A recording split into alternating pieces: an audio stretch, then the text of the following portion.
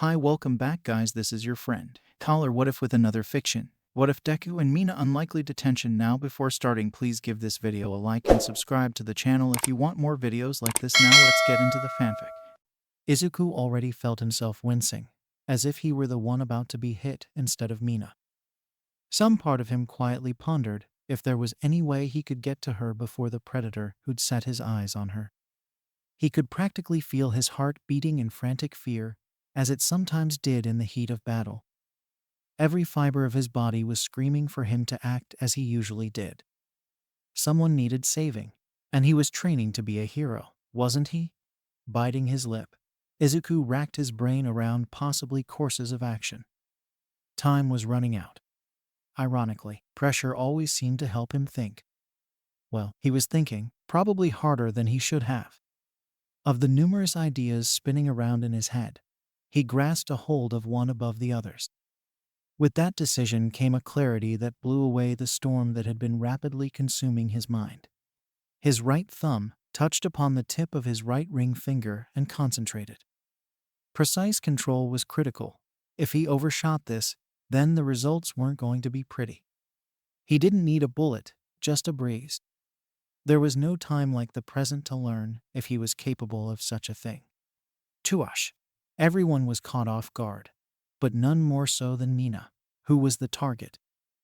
The gale of wind was enough to snap her awake, and then some. Namely, it was enough to send her schoolwork sailing off to the side, while Mina shot bolt up, her black eyes wide and her heart racing. "Ah, duck! 3 o'clock! Enemy on your 3 o'clock!" shouted the pink-haired girl. Actually school lets out at 3 o'clock. Kaminari informed with a sweat drop. He'd felt the brush of air whistle just past his back as it sped toward its target. It was quite impressive, but he was glad that it wasn't aimed at him. And he was glad that he wasn't the one snoozing in class. "Not for you, and not for Midoriya," commanded a cold voice that caused the entire classroom to freeze. The chill was colder than Todoroki's pyrokinetic quirk. The boy himself shifted his attention from Izuku to their homeroom teacher. He recognized the look on the teacher's face, and rightfully feared it like the rest of his classmates. It was far colder than the ice he could produce. He silently gave his condolences to his classmates, who were the unfortunate targets of such a glare. Both of them were shivering like leaves, and rightfully so. The shivering only came to a stop when they locked eyes with one another. Izuku was relieved his plan had worked, even though it was likely going to cost him. Mina was happy for it too. After all, she'd been spared Aizawa-sensei waking her up. The pink-haired and skinned girl smiled at him in spite of the fear pumping through her heart. "Thanks," she whispered, even while the heroic teacher's irritated eyes bore down on her. He smiled at her, then went back to trembling in fear of Aizawa-sensei, who hadn't said a word during the silent exchange. Was he being merciful in letting them have that? Or was it his anger was so great he wasn't able to speak? Or was he genuinely interested in seeing if one flipped on the other? If so, it would have been more accurate he was waiting to see if Mina flipped on the boy who'd woken her from her classroom slumber. She did her best to play it off though. Sorry, Aizawa-sensei. I kind of dozed off." His deadpan stare made her feel like she was trying to charm-talk a ravenous tiger who was in the mode for some nice pink-skinned ham, with or without a side of poison to it. I. Did you bother to finish your assignment before deciding to take your little nap?" he asked in his trademark deadpan voice that belayed how annoyed he truly was. Her laughter grew even more pained until it ceased completely. Practically everyone knew how this was going to end, but stopping it was beyond their control. Mina definitely knew that, but decided to press on anyway. Sucking it up, she reached to her left and grabbed a hold of her schoolwork and handed it over. A thick sigh followed as she knew what was about to come next. Mina knew for a fact she wasn't going to be enjoying the spring weather that they viewed through the classroom window. It wouldn't be the first time. Everyone watched with bated breath as the bandage-wrapped teacher examined the horned girl's schoolwork. even if it had been complete and the work accurate. It's entirely possible that Aizawa-sensei's expression wouldn't change. Hell, just the sleeping alone was enough to warrant any all work suddenly being invalidated. Ashido. You will be doing remedial lessons after class in detention. The all-too obvious verdict fell like a guillotine. As expected, the acid user's head fell, a resigned acceptance of her fate following suit. Then Aizawa-sensei turned his eyes to Izuku, who flinched under his gaze. It was time to deliver his verdict, which was a bit of a mystery to everyone. The greasy black-haired man did not play favorites, not even with the most diligent of students like Izuku and Ida and Momo. In a way, he was incredibly fair, but that also meant that he would fairly dish out punishment as he saw fit. Midoriya, you'll serve out your detention alongside her. You'll be helping her study. In addition, you will complete chapters 6 through 10 and turn them in by the end of the school day tomorrow. Is that clear? Yes, sir, answered the green-haired youth, nary a hint of dissent on his face, while some of his classmates balked at the extra assigned work. Well, some balked, others shrugged as they knew Izuku would be able to handle it. After all, for good reason, he was one of the top students of Class 1A, a position that almost everyone respected. Almost everyone. A certain walking, talking, shouting, massive anger and fire mere grunted from his seat. Yet again, they were wasting time, prolonging yet another boring day in class, instead of moving along. Mina looked to Izuku with wide eyes, half ready to jump across the room and hug the living daylights out of him. But she restrained herself. If she didn't, then Aizawa-sensei would do it for her, and probably tack on some extra punishment. That was the last thing she wanted, especially since it could transfer over to Izuku, who'd already stuck his neck out for her. His punishment accepted, Aizawa-sensei returned to his original teaching plan, continuing on without missing a beat. The rest of the class followed suit, partially knowing that no disruption would yield them the same punishment as their two classmates, or worse. Said two classmates outwardly went back to normal, but on the inside, it was a bit of a different story. Well, for one of them. Izuku let out a quick sigh of acceptance, then refocused on the chalkboard upon which Aizawa-sensei continued the lesson on. For Mina, it was a little harder to do as her focus continuously drifted elsewhere. The pink-haired and pink-skinned girl quietly cursed the sitting arrangement as she couldn't look back at her classmate without arousing suspicion. Sure, she could try when their teacher turned his back to them, but Mina wasn't feeling bold enough to take that chance, especially since she was already in hot water as it was. She especially didn't want to drag herself or Izuku deeper with her. And yet, she felt the desire to turn back and look at him across the rows like an irritating itch. What made it worse was that the more she tried to fight it, the worse it became. Mentally groaning, the acidic girl hung her head and took a deep breath. Mentally clearing her head, she looked up at the chalkboard, attempting to make sense of the scribbles that Aizawa-sensei had put up. She'd done it before and managed to squeeze by, and she could do it again. Midoriya, I'm sorry. I'm so sorry. As per usual, Izuku was fluttered. What was unusual was that he wasn't the one apologizing. Instead, it was someone else apologizing to him. And it was amongst the last people he expected to ever need to apologize to him. Shido, it's fine, really. The green-haired youth proclaimed, hoping to quell the sadness that had gripped the normally upbeat and optimistic girl. He couldn't put his finger on it, but there was something troubling about seeing her looking so down. It stirred whatever heroism slept within him and moved him to correct it any way he could. We can use the chance to study. I agree with Midoriya. Instead of lamenting, Ashido, I believe you can use this opportunity to make sure that this sort of thing doesn't happen again. Of course, Ida was on board with the idea. He meant well and always did, which everyone appreciated, when they weren't overly annoyed with him suggesting the most academic and borderline boring path possible. That said, Midoriya, it was quite dangerous of you to use your quirk in class like that. You could have accidentally hit Kaminari or Gyro. But he didn't. And I think that's actually a remarkable thing. Uraraka spoke up, shooting a quick affirmative look in Izuku's direction, causing his lips to twitch into a smile. That's true. I mean, normally when Midoriya tries stunts like that, we get a miniature hurricane ripping through the place. Hagakure added in. The vitality of her statement was undeniable, causing the student in question to shake his head in embarrassment. Not that that's always a bad thing. In training, it's super cool, and you learning how to make the blasts smaller and more contained is proof you're getting better at controlling your quirk. Right. And besides, it's not like either of them got hurt or complained. If anything, Kaminari had just been happy that he wasn't the one caught sleeping. He was already doing bad enough in terms of grades. That actually made Mina feel slightly worse about herself. She was failing just as badly, and odds were the earlier incident wasn't going to make things better. She chased away the negative thoughts to focus on why she'd came over to the table that Midoriya usually sat at. Consider this the first part of my apology. Midoriya, you like pancakes. Izuku's eyes widened as his nose wrinkled, finally catching the whiff of the delectable treat that Mina had brought with her.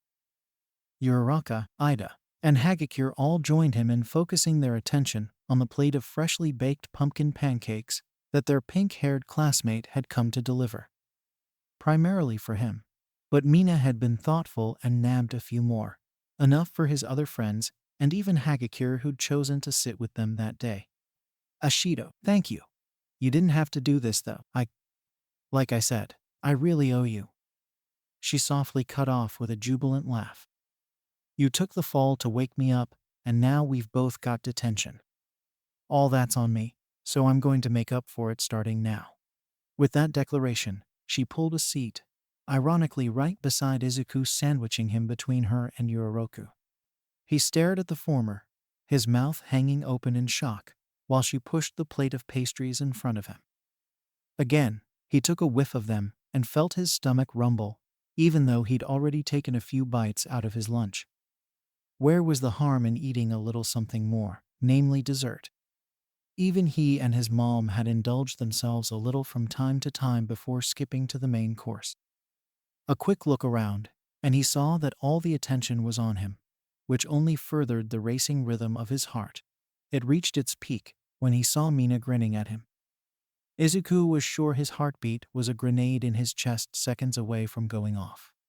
The pin was pulled when he took hold of one pancake and took a bite out of it. His eyes lit up like fireworks. His eyes weren't the only ones. That's your everyone, dig in. But save some for me, exclaimed the pink-haired girl as the other three dove in now that Izuku had taken his first bite. I'm the one who brought these things. It was pure luck that the same day she got detention along with one of her classmates, the cafeteria happened to be serving one of her favorite treats, and they had enough for the small lunchtime get-together. All of it was a turn of odd but fortunate luck that Mina wasn't in the mood to question. Not like she ever did. She did what she always tried to do, make the most of a bad situation. So far, things were turning out pretty damn well. Especially since she got to see what her green-haired classmate looked like with a face smeared with food crumbs. Mina couldn't but help but find something rather adorable about it. Just a moment ago, the guy had seemed on the verge of swelling up like a balloon. While he had burst, it had been in joy instead of anxiety like he was seeming ready to. Now he looked so relaxed and happy. While she'd seen Midoriya get like that, this was her first time seeing such relaxation and imagination up close. Mina decided that she rather liked it. She also decided that if she could, maybe she could get him to make that face in a couple of hours when they were serving out detention. They were already paying a price for her in class snoozing. How much worse could things get? Ashido, for the duration of the next hour, you'll be studying with Midoriya. I'll be back within the year, and I'll be expecting the remedial work to be completed by then. The two students caught the way that the bandage-wearing man's eyes shifted to Izuku. Brief as it was, the message was unmistakable, and picked up on by Mina. She felt an odd twinge of relief in realizing that once again, their homeroom teacher was showing his caring side. hidden by apathy at best and overbearing hostility at worst. The Aizawa sensei that they'd all come to know and love. Mina nodded in acceptance of her punishment and stayed silent until the door to the classroom shut. Her ears waited until she heard the professional hero's footsteps, leading him further away until he was out of earshot. Damn, finally, her head hit the desk. All the stress she'd built up came gushing out in that one phrase. Isn't there an easier way to tutor me? Izuku looked at his classmate with naked sympathy. Well, it's Aizawa-sensei. At least he cares. In his own way, I actually think it fits his personality, don't you think? Ha, I'll give you that, mused the horned girl. Fully raising her head, she turned to her classmate with an apologetic smile. Again, sorry that I got you into this. Schoolwork isn't really my thing, something I'm sure you already know.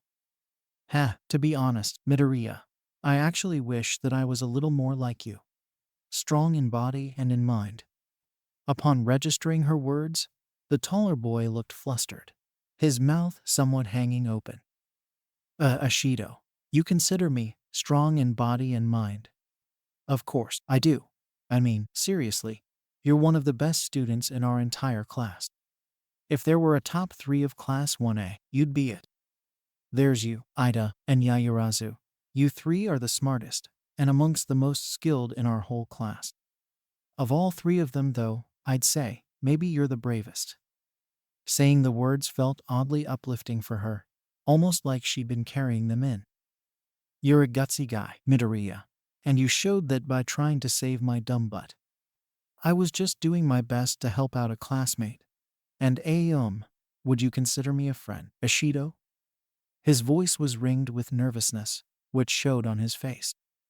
That was another thing about Midoriya that always struck her. He seemed to have a hard time accepting praise toward himself. But he had no problem heaping it on other people.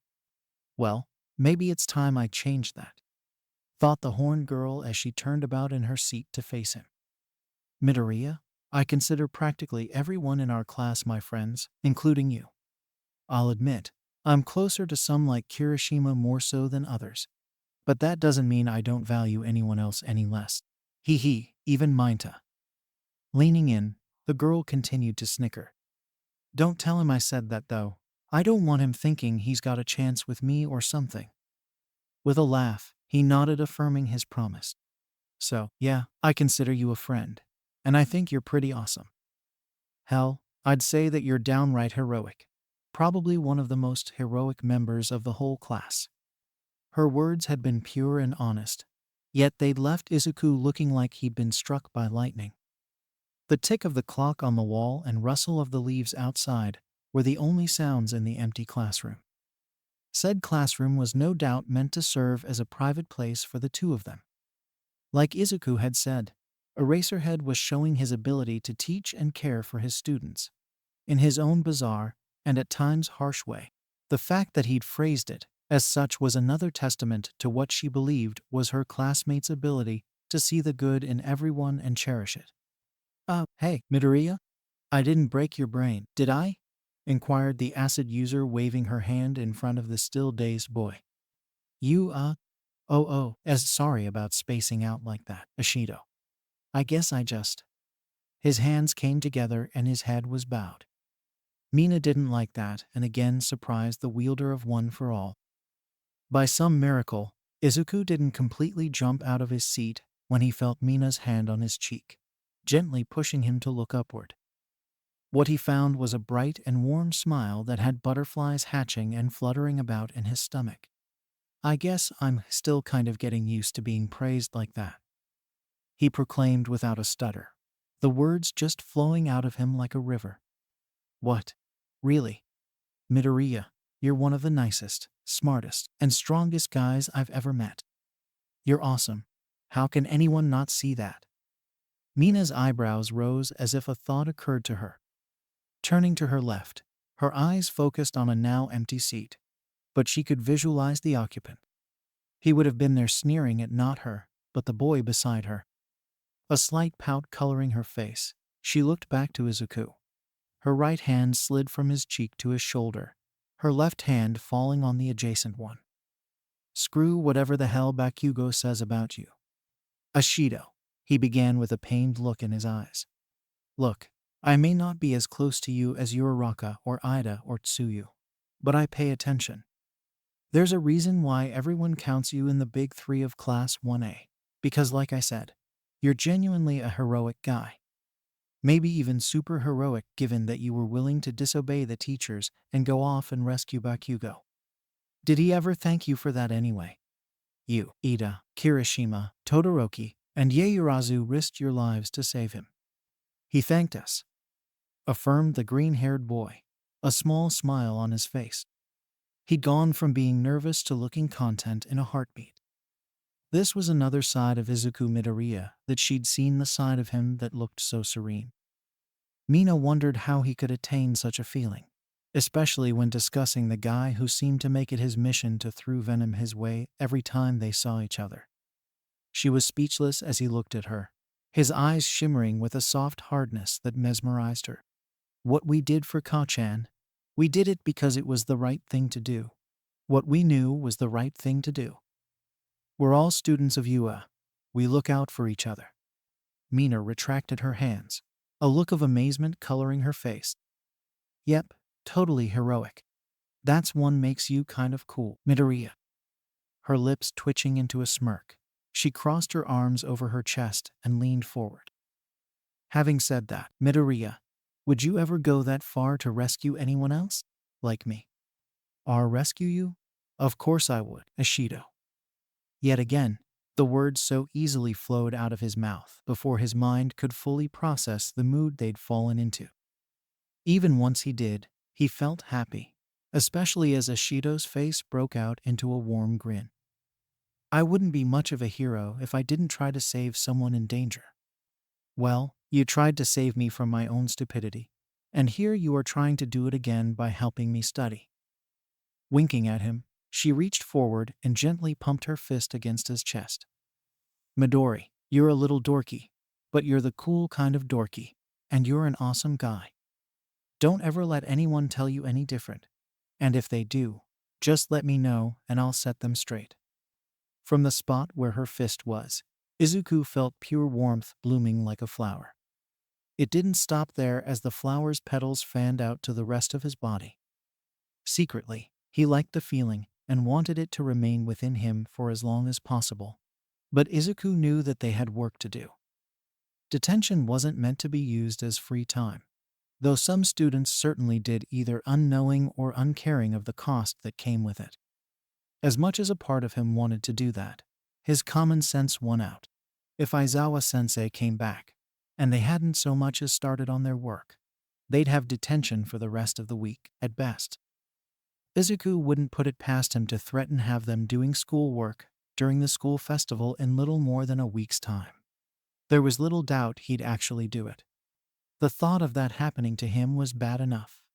But when he thought of that same punishment applying to Mina, he could feel a fire lit within him.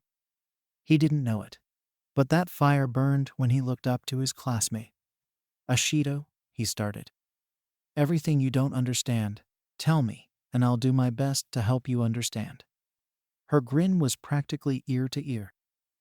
Well, gee, lucky me, getting such a passionate declaration from one of the class's 5 students. Hold on a sec. Excusing herself, she walked over to the window, then looked back at him. You won't mind if I open the window and let a little spring air in here, will you? Not at all. I actually think I'd like it. Izuku answered with a smile. He shut his eyes and let the spring wind Ashido had spoken of tickle him. He could smell the scent of cherry blossoms and pollen riding the wind. Upon opening his eyes, he saw his pink-skinned classmate looking quite pleased with herself, taking in the spring breeze herself. Izuku felt his eyes drawn to the way her short pink hair bristled in the breeze. Then there were her horns. Personally, Izuku always felt himself more fascinated than horrified with mutation-type quirks.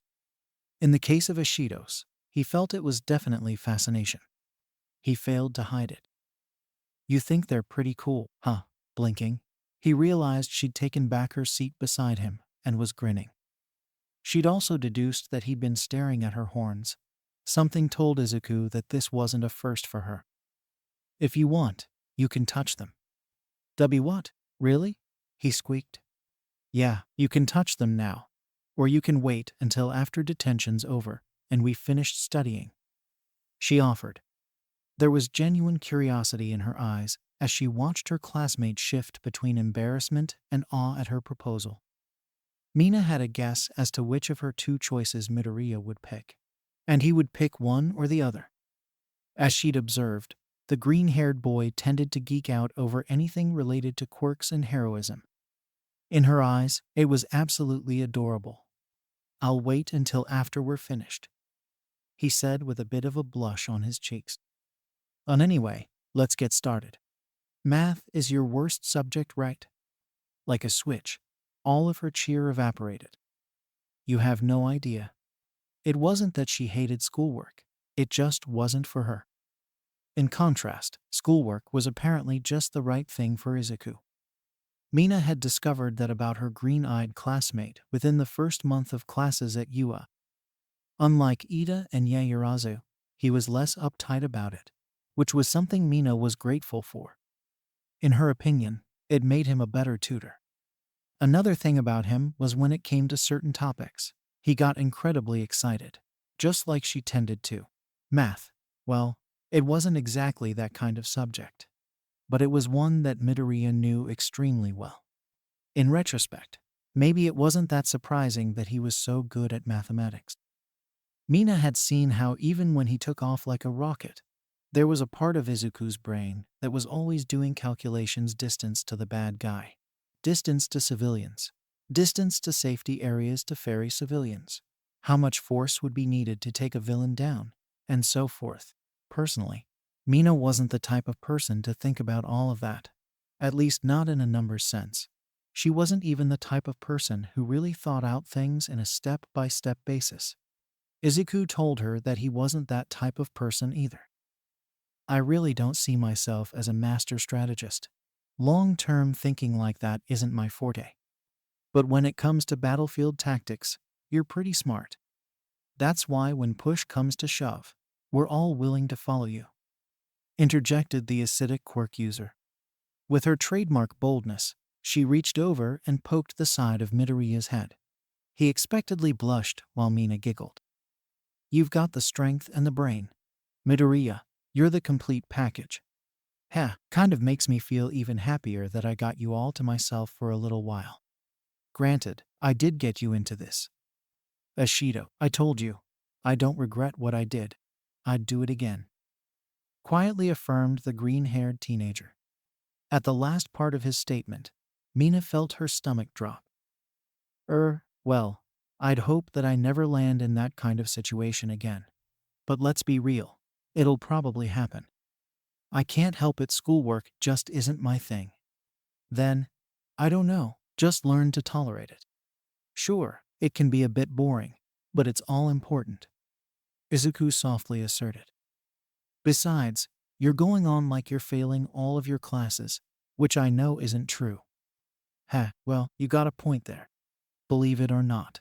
But I'm actually doing slightly better in history than I am in other classes. Except chemistry." Wearing a proud smirk, the pink-skinned girl raised her right fist, the implication obvious.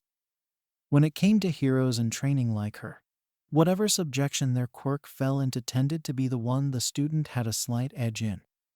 That held true for Mina, somewhat. "I wouldn't mind a little help though if you're willing to." "Of course, I will, Ashido," responded the super-strength user, wearing that same generous smile. Warm wind continued to blow into the classroom. With it came the sounds of the school courtyard. The laughter was the most tempting sound that drew them, especially Mina. She could practically picture the rest of their classmates enjoying the near-perfect spring day outside. Izuku and Mina exchanged looks. Their resolve to make it through this detention period strengthened whenever they did. In the case of the former, it empowered him to dig deep and find his inner teacher. For the latter, Mina forced her brain to work as academically as it possibly could. little over 30 minutes in, and she felt it was working. She knew without a doubt that Izuku was to thank for that. And when this was over, she would thank him. It was when they came to history did she watch the hero-focused encyclopedia within Izuku burst out. Unlike those times in history class, there was a genuine air of excitement in his voice as he recounted the origin of heroes and the acceptance of quirk users into society. Funny enough, that was the subject that Mina could inject a personal stake in. My great-grandpa was in that march. Her finger was right on the picture of thousands marching down the streets of Yokohama, protesting the treatment of mutation-type quirk users. It was like lighting the fuse to a firebomb. What? Really? You had a relative involved in the 2101 Mutant Rights March, Ashido. That's amazing. That's awesome. You had a family member who was a part of history. Mina giggled at the star-like twinkle in her classmate's eyes. Yeah, that's what my grandparents and mom always said. Her bubbly expression fell as she leaned back into her chair and looked out the window. The once jubilant smile had grown saddened. I never really got to know him. He died when I was about 2 years old. But I hear that great-grandpa was happy he was able to hold me. Hey. And he was happy I inherited the family horns. So, your mom's side of the family are full of mutation-type quirks? Asked the green-eyed boy with curiosity. Yeah, stretching all the way back to my great-grandpa. He had to endure a lot of crap, since while some quirks were still being accepted, mutation-type quirks were still facing a lot of discrimination. My great-grandpa grew up with that, until he decided that he wasn't going to stand for it and became an activist. He marched and protested in the streets so people like his kick-ass great-granddaughter and her friends could walk down the street without having to worry about being harassed because they're sporting a pair of horns or weird colors. Izuku was quietly taken away by the bombastic pride that his classmate was exhibiting. It was the first time she'd ever opened up about her family, and it had came from studying of all things. His gaze flickered back to the photography in the history book. As much as Izuku loathed his existence as being born quirkless, he was happy he was born into an era of peace brought about by his idol. If one read the pages of the open textbook, they'd have found that the peace he and his classmates enjoyed had came at a heavy cost.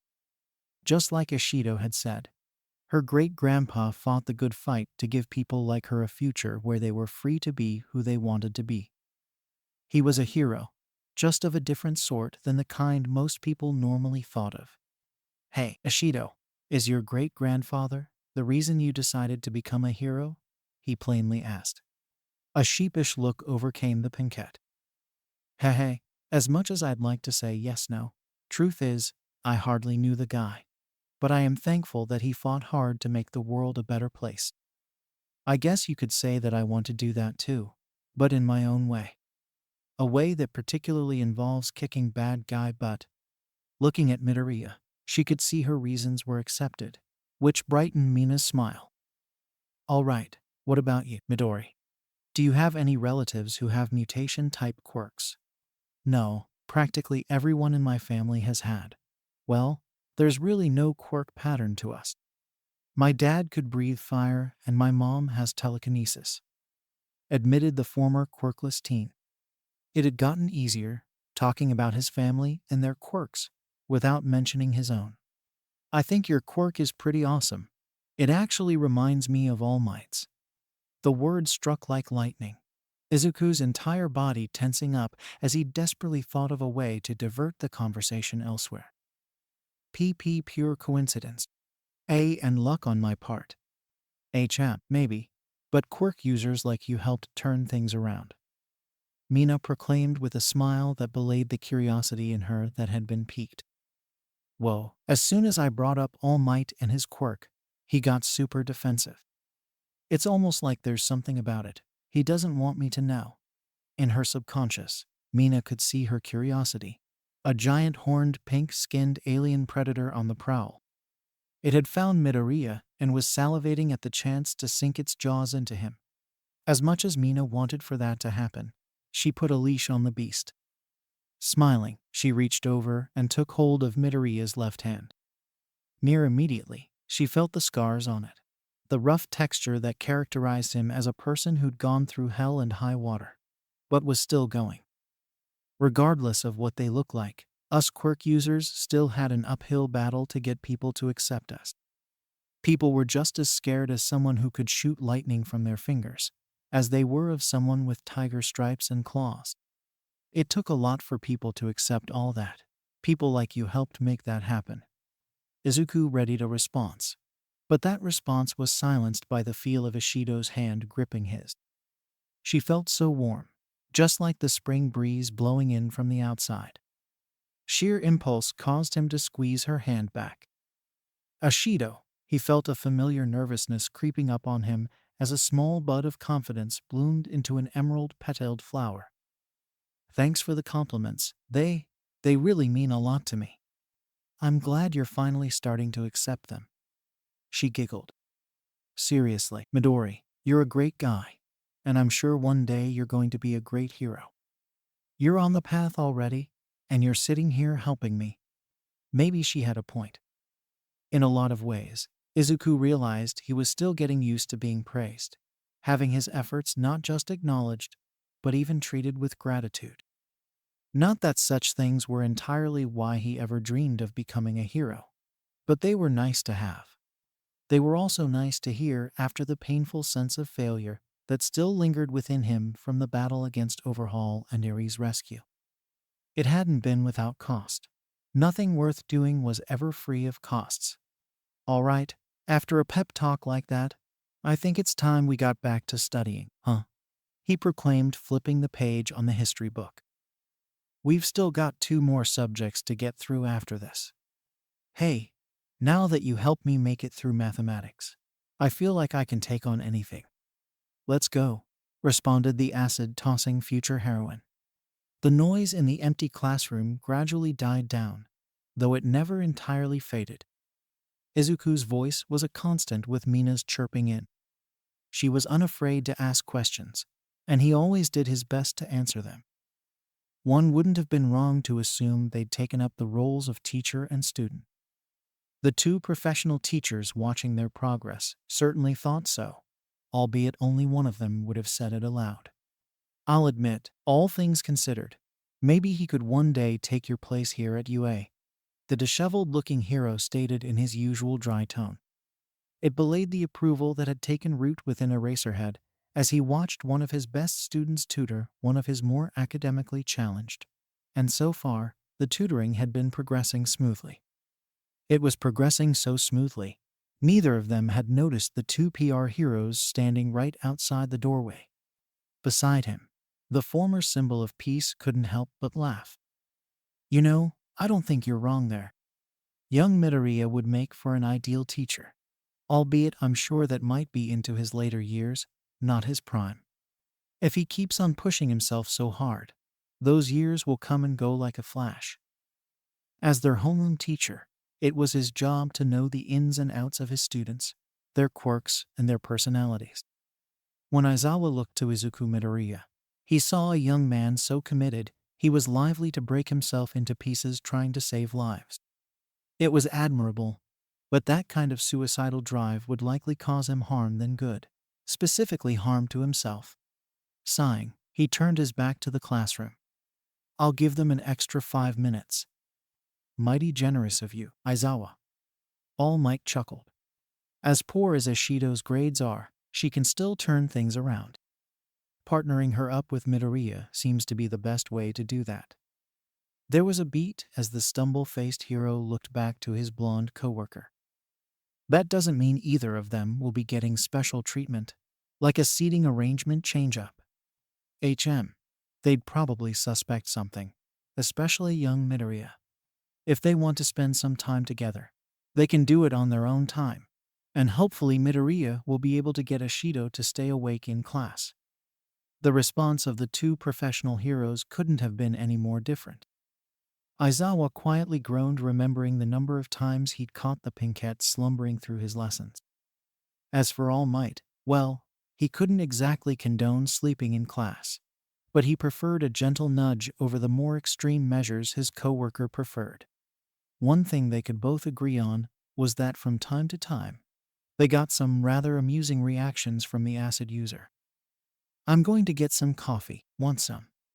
"I could go for a cup," replied the retired hero. Just before following after his coworker, he leaned around the corner, running the risk of exposing himself.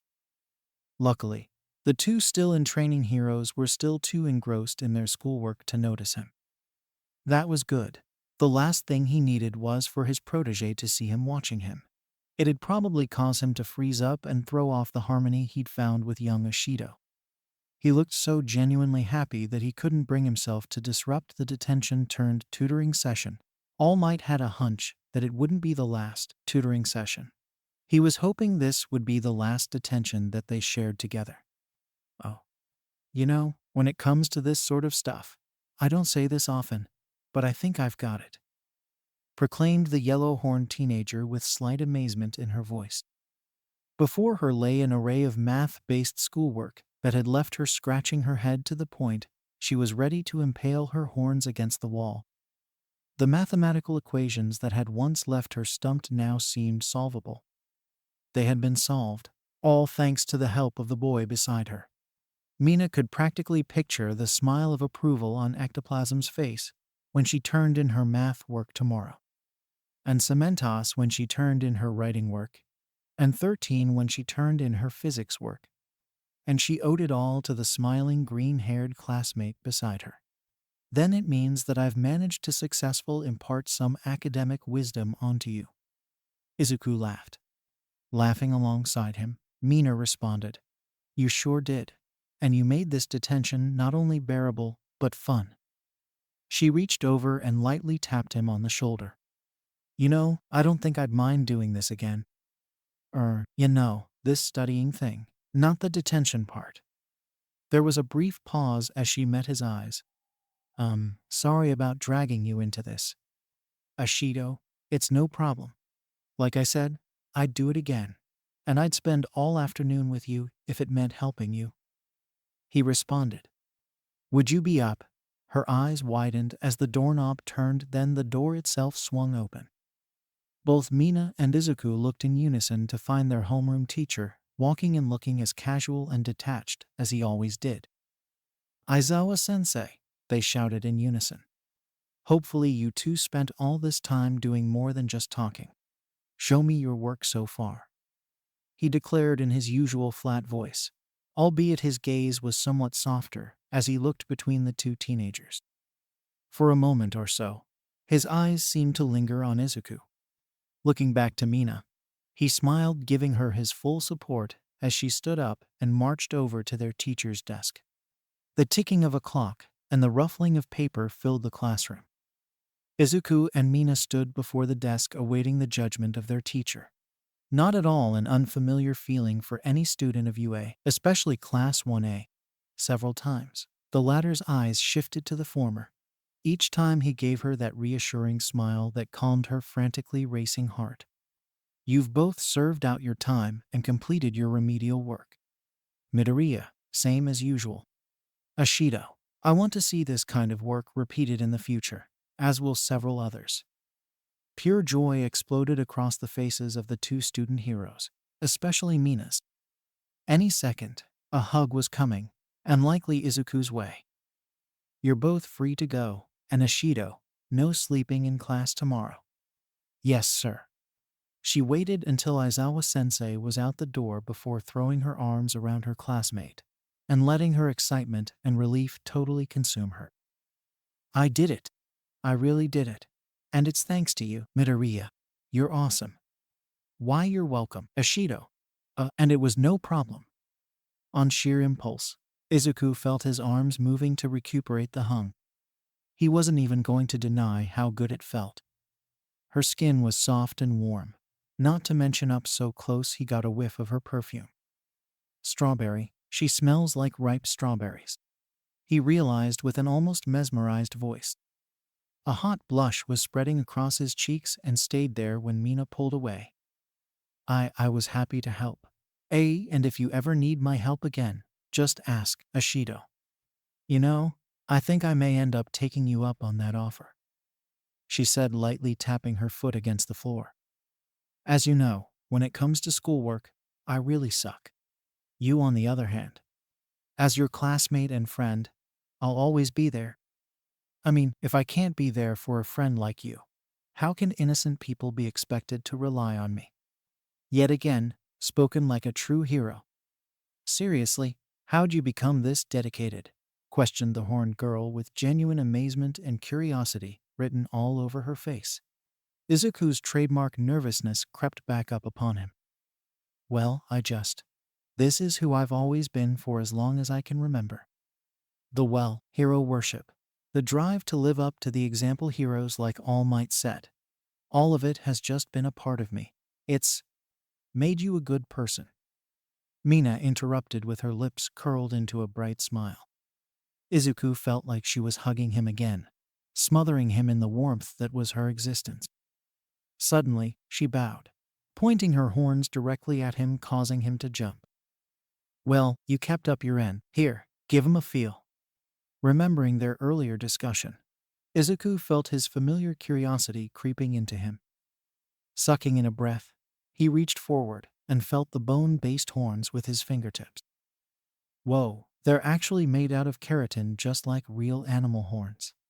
You can tell that with a feel? Midori, you haven't been filling anyone else's horns, have you? Just as quickly as she'd bowed, Mina rose her head, arms crossed, and a peeved look on her face. To Izuku, it might as well have been the death glare of giant monster. And no, and never. Yours are the first that I've ever touched. And they feel great. They're hard and strong and green eyes widened and freckled skin turned beet red as Izuku's brain finally caught up to his mind, and he made the link as to what he was saying. Needless to say, steam exploded from his ears as he swerved his head back to the door. Personally, Mina would have found it funnier if someone had chosen to walk by the door and eavesdrop on their conversation. The absolute wrong idea would be the most obvious conclusion they'd reach. It had probably sent Izuku into a further comedic meltdown, which Mina wouldn't have minded seeing. Still, she supposed she had enough fun with this little stunt. Oh, relax, I'm just messing you with. Mina laughed as she wiped the tears from her eyes. Really? You're way too easy to tease. Still, I guess that's part of your charm. Charm isn't exactly how I'd put it, but thanks for the compliment. Though the blush remained on his face, Izuku had managed to calm himself enough. He didn't feel like he was going to spontaneously combust. I'm glad that you finally accepted it. Call it a hunch. But I feel like I'm going to be tossing a few more your way, she noted before walking over to her desk to collect her work. Hey, Midori, that move that you used to wake me up, it was like All Might's, what's it called? His Delaware smash. You saw it at the sports festival. I'm trying to learn how to control it better so I don't break all my fingers. There was a beat as he remembered Recovery Girl's warnings to him. In spite of taking them seriously, he found himself laughing at the memory. Twice over, he added, causing Mina to snicker. I'm still learning and still developing my shoot style so I won't have to keep relying on my punches. You know, I think we're alike in that way. I wouldn't trade my acid quirk for anything in the world. Though if I overuse it, boy does it hurt. Her gaze flickered to Izuku's arms. Mina may not have been particularly been in the green-haired boy's inner circle, but she was observant. I'm happy you came out that Yakuza mess all right, you and Kirishima. And I'm sorry to hear about Nightai and Mirio. Brief as it may have been, a shadow fell over Izuku's face. Thanks for that, Ashido. His right hand rose, his rigid and scared palm stared back at him. Izuku wasn't under any delusions about what his future held.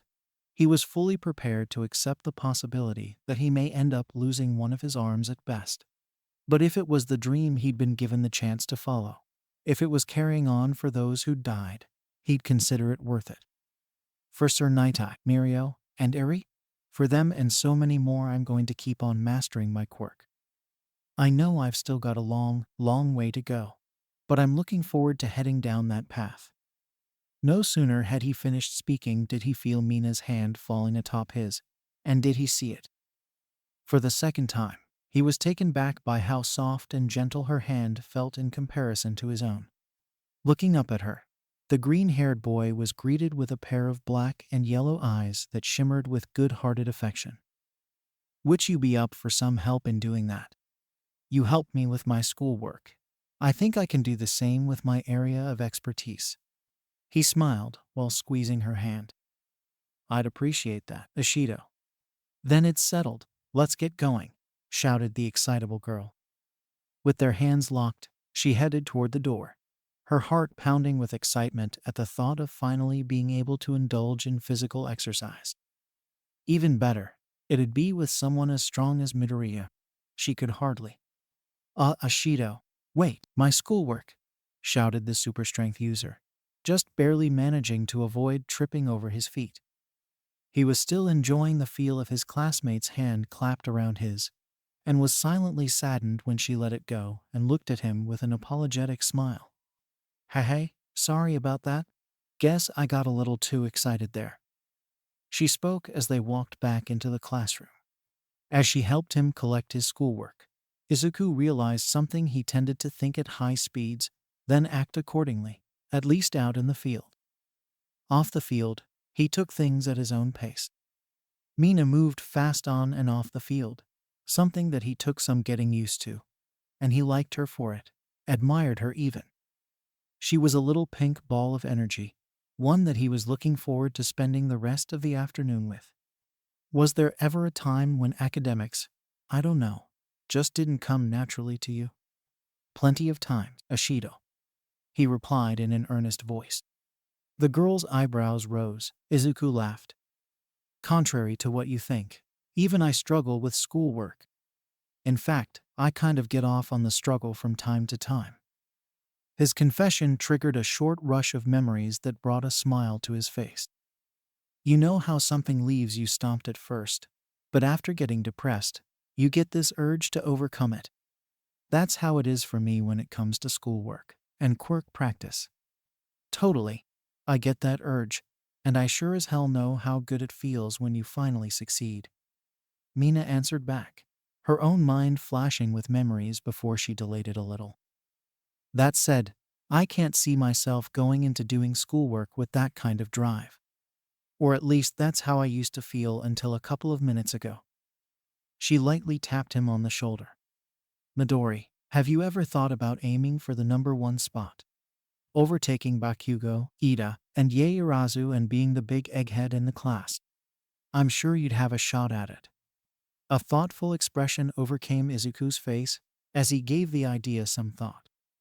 It wasn't the first time that it had crossed his mind. That kind of goal, it would be pretty cool to work toward. He admitted, looking up to the cloud-dotted sky. "But it's not the end-all goal for me. I'm happy where I am in the class ranking. But if one day I end up surpassing any of the three of them."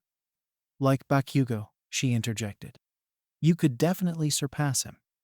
Izuku smiled at her. That little knowing smile of his, it was beginning to drive Mina crazy. On one hand, there was something about it she found cute. But on the other hand, it almost felt like it was baiting her. Though they'd only really gotten to know each other over the last couple of hours, she'd picked up a few habits of the green-haired boy. For one, when he gave her that smile, she felt like he was going to dodge her question in some manner. A second later, and she was proven right, in a sense. I'm always trying to surpass Ka-chan, and he's always trying to surpass me, in just about everything.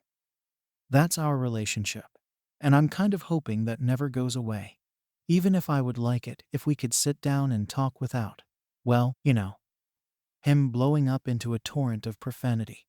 He laughed, showing that he wasn't totally blind to the blonde boy's less than approachable attitude. Instead, Mina realized what Izuku had was acceptance, but also determination. In his own way, he was trying to befriend their class's hyper-aggressive pyrokinetic. Truth be told, she was both impressed and a tad worried. "You two go back, huh?" she inquired, feeling that would have been a good place to start things off. Yeah, we've known each other since we were kids. I always looked up to Ka-chan back then. He admitted with a youthful smile on his face. Ah, so there was a time Bakugo wasn't as Bakugo-like as he is now. Actually, Ka-chan was kind of the same back then as he is now. Izuku cheerfully responded.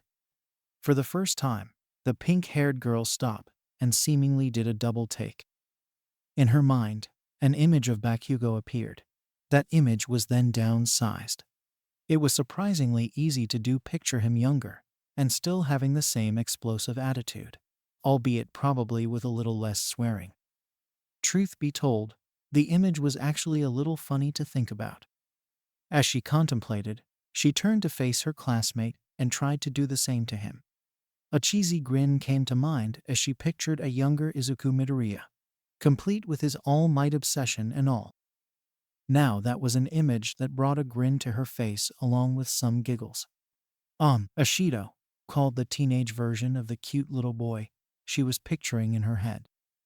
If I asked you what you were thinking, would you give me an honest answer? Oh, how cute you must have looked dressed up in your all-might cape as a kid. She replied in a sing-song voice. Izuku's face dropped. How'd you know about that? Ha ha ha ha. Oh man, I'm seriously not surprised. Mina laughed, nearly doubling over as her intended joke ended up hitting the mark. Now, she fully devoted her mind to thinking about a younger Izuku dressing up as All Might. It wasn't like he was the only kid in the world who'd ever done such a thing. Her classmate was just probably the only kid who did so and grew up to have a close personal relationship with the hero. He had a right to be proud of that. Hey, you still have the cape. Ever thought about one day making it a part of your hero costume? Well, if I ever learned to fly, maybe. Sometimes capes can work, but sometimes they can also be impractical. Though All Might has worn them from time to time, they're not a mainstay part of his outfit. I think I might be the same way. Feeling bold, he stopped and looked at Mina. The girl was a never-ending geyser of curiosity and positivity, something that Izuku found himself growing more attracted to. Ashido, how do you think I would look with a cape? Like the next #1 hero. She answered back with her trademark smile. I can see what you mean about some of them being cool, but impractical and clashing with your personal style. Personally, I wouldn't wear them too often, but on special occasions, I could rock one. Kind of sucks that I couldn't use my original superhero name. It would have helped sell the look. You know, if you don't mind me asking, where'd you come up with your hero name, Ashido? Her face seemed to brighten at the question. Izuku guessed that she'd actually been hoping he would ask it at some point. See, way back. There was this awesome sci-fi movie featuring this race of killer aliens with acid for blood. They were so awesome. In the second film of the series, which featured some pretty cool space marines, they introduced a new breed of aliens, the Queen. It had this huge sac attached to its butt, which produced eggs that produced these parasitic little critters called face huggers that would latch onto a victim's face and pump them full of eggs. What? That's gross and awful, Izuku shouted, genuinely horrified at the image. Oh, and they also had acid for blood. His face seemed to be catching up to his hair in terms of shades of green, maybe even verging on surpassing it. Anyways, the Queen was 3 times bigger than the others, and stronger too. It was the scariest but coolest monster that I'd ever seen. That's where I got my inspiration for my hero name from. As one would have expected, the super-powered teen was looking less than amazed at her story. She expected it. She'd gotten used to it.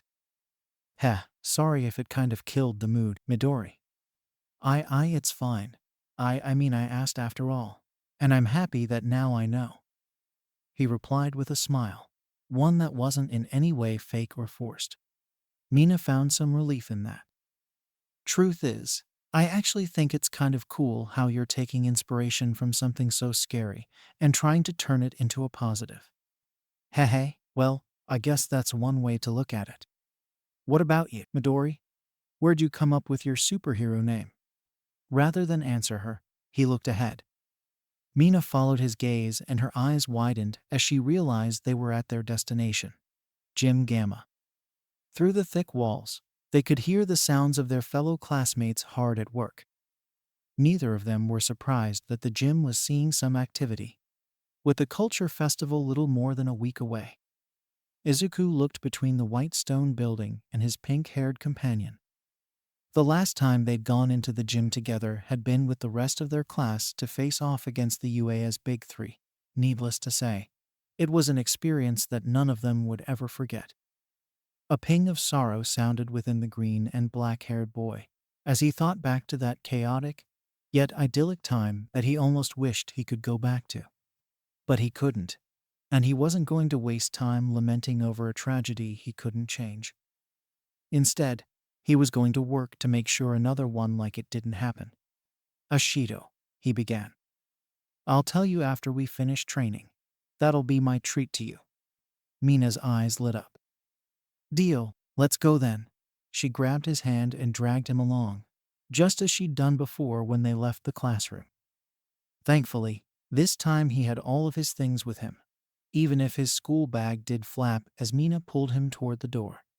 Acid was an interesting quirk, one that possesses a wellspring of potential, a great deal of it destructive.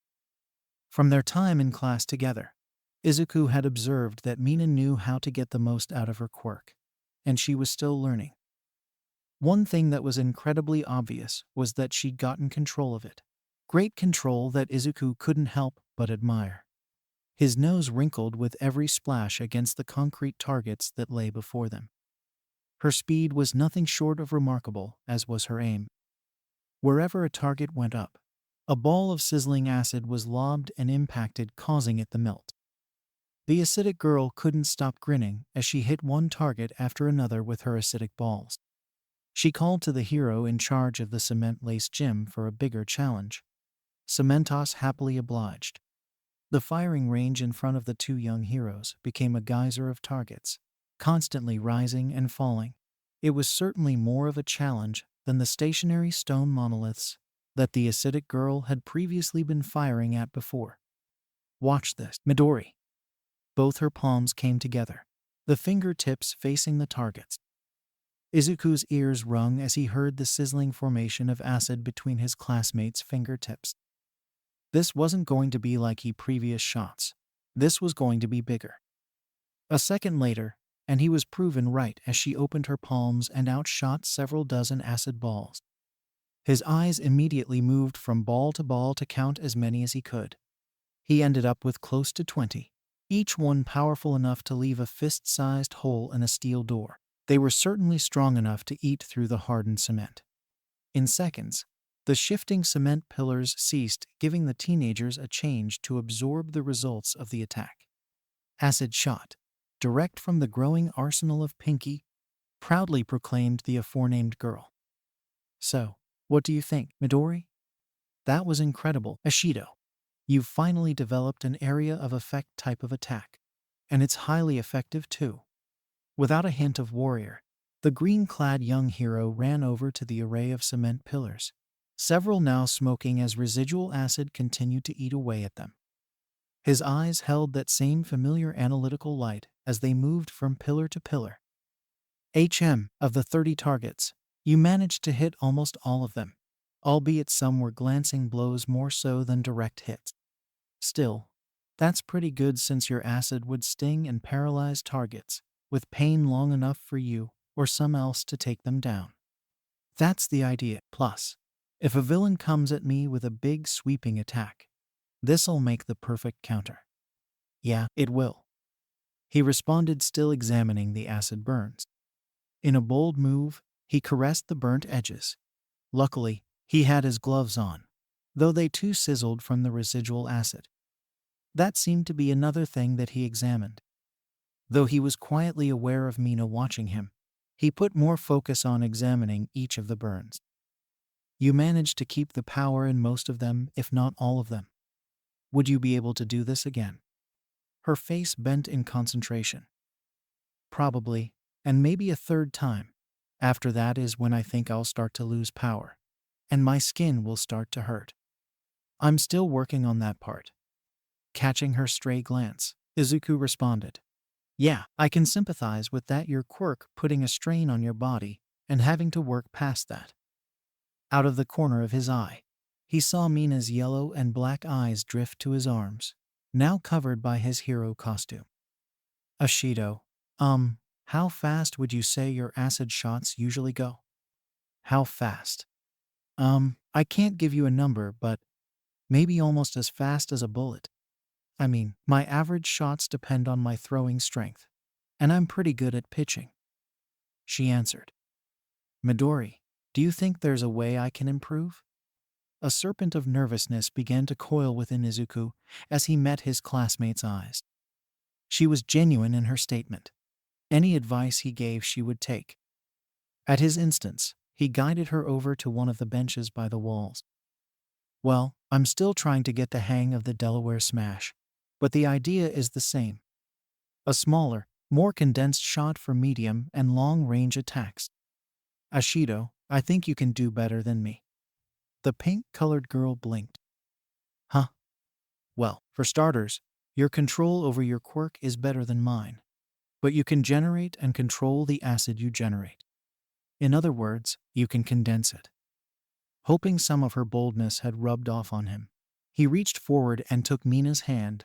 He shaped her fingers into a gun as he held it out. Her eyes lit up like neon lights. Ah, so that's what you mean. Firing my acid shots like bullets. They'll be smaller. But I think you're right in that they'll have more speed. Not to mention, I'll have a little more precision. Her eyebrow rose as another thought came to her head. Hey, what about a magnum shot? That could be another super move, acid buster. That's actually a pretty good name. But let's focus on getting you past shooting miniaturized bullets first. Your average bullet travels at a speed of over 500 meters per second. Okay, Midori, any reason why you know that? Mina inquired, feeling more than a little surprised. Izuku didn't miss a beat. Speed comparisons. It's important to know, especially since from time to time, you'll have to be able to dodge gunfire. Good point. The more you can condense your acid, the more powerful it'll be, even having more penetrative power. His gaze shifted from Mina to the dozens of other students, testing their abilities against various cement constructs. In terms of thickness, how much do you think your acid can eat through? A thoughtful expression overcame the acidic heroine. If we're talking about a slab of steel about 10 feet thick, I'd say I should be able to melt through at least 6 or 7 feet of it. Again, without really straining my hands. Remembering their earlier conversation, Mina thought back to some of her favorite scenes from her cinema inspiration. Unlike her, the aliens were full resistant to their own acid, a boon Mina sometimes so fervently wished she possessed as well. Her tolerance to her own acid increased with time and training, but sometimes that left her feeling frustrated. She was a hyperactive person by nature, more than a bit of a contrast to the boy she sat beside. Looking back at him, she saw him staring at her hand with that same analytical look on his face.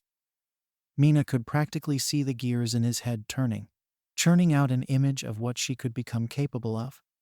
She could have asked him to see what those images were, but she didn't want to. The reason was simple: she liked the look on his face. Only she seemed aware of the silence that had cocooned them. They sat on the bench in their own little world away from everyone else. Mina was reluctant to break it, but an idea began to take root in her head. Coincidentally, its origins once again lay with Izuku. Suddenly, her finger gun changed into a 3-pronged claw, causing the green-haired boy to pull back. Grinning at him, she spoke. You know, those alien monsters I told you about had some pretty wicked claws. The kind that could cut through steel and flesh. I've been thinking maybe I can try to mimic that too. She half lied, waiting to see his reaction. Another piece of the picture was added to the alien imagery she'd put in his head. His eyes giving Mina reason to laugh before choosing to expand on her words. Alternatively, I could go with a punch or a kick. Her fingers clasped around each other in a tight fist, while she looked to him with a beaming smile. A Megaton acid-style punch, just like you, Midori. Well, I've moved on to kicks as you can see. He laughed, indicating to his armored legs. Don't take this the wrong way, but I'm kind of glad that you did. I don't want to see you losing your arms. Now that she let it slip, Mina realized there was probably no putting it back in the bottle. Sighing, she looked down at his left hand. A few times I was in the infirmary I heard Recovery Girl talking to you, and about you. Plus, during the sports festival your match with Todoroki was awesome by the way. She laughed before a slow frown overtook her normally bubbly features. It's just, I saw how you were practically breaking your fingers over and over again to keep up with him. Truth is, my parents warned me against those kinds of stunts. Especially my dad, whose quirk is like mine. In a flash, Izuku found himself at a crossroad.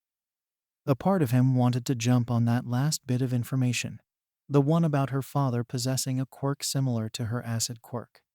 If he did, though, he knew he'd be running from the issue at hand. There was a temptation to do that, to run. But seeing the surprisingly open concern on Mina's face stirred something within him. It wasn't the first time he'd felt this way. Her words of encouragement back in detention had made him feel the same way. Leaning forward, he looked to his open palms. He didn't have X-ray vision, but he could see through his battle-worn gloves, which he was probably going to replace after the culture festival. Izuku had practically memorized every scar on his hand that he'd gained. Some had faded, others would remain permanent. She didn't mince words in telling me if I didn't stop, I was going to lose my arms. She was definitely right, so I've been trying to rely less on punches and more on kicks. That's how I ended up with shoot style. To emphasize his point, he swung his legs out a little. All right, those things are pretty cool, and so's your shoot style, giggled the horned girl. To help it along, you ever thought of learning kickboxing? Kickboxing? I've thought about it, even looked up some heroes who do specialize in kicks. If I do, I'll still have some work to do since some of the moves I've seen can take a person's head off. Oh, you mean you've seen the infamous Hell Brothers? Those renegades from a couple of years back. One of them, what was his name? Yeah, Kick Hopper. He specialized in kicks. I think his quirk gave him some of the strongest kicking power of all the heroes and villains of his time. Yeah, his full power kicks had the equivalent of almost 10 megatons, and his partner, Punch Hopper, had punches that were about the same. He was one of the few villains who could match All Might punch for punch. Hey, it doesn't surprise me you'd know that. Then again, All Might's battle against the Hell Brothers was one of the highlights of his career. Mina's eyes flickered down to Izuku's outstretched hands. Looking back, you were trying to copy All Might's fighting style a lot, weren't you? Is it because your quirks are so similar? Yeah, pretty much, he admitted with a humorous laugh. This was turning into quite the intimate conversation. Izuku hoped it didn't end just yet, as he was actually enjoying talking about his struggles to hone his quirk. That's cool and all, but I think it's for the best you develop your own style. Mina spoke. You're right, and I've tried to do that, even if I still look to him for inspiration.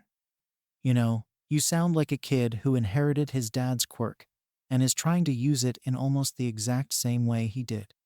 It's kind of cute. Mina laughed. The embarrassed but cute blush returned to Izuku's face.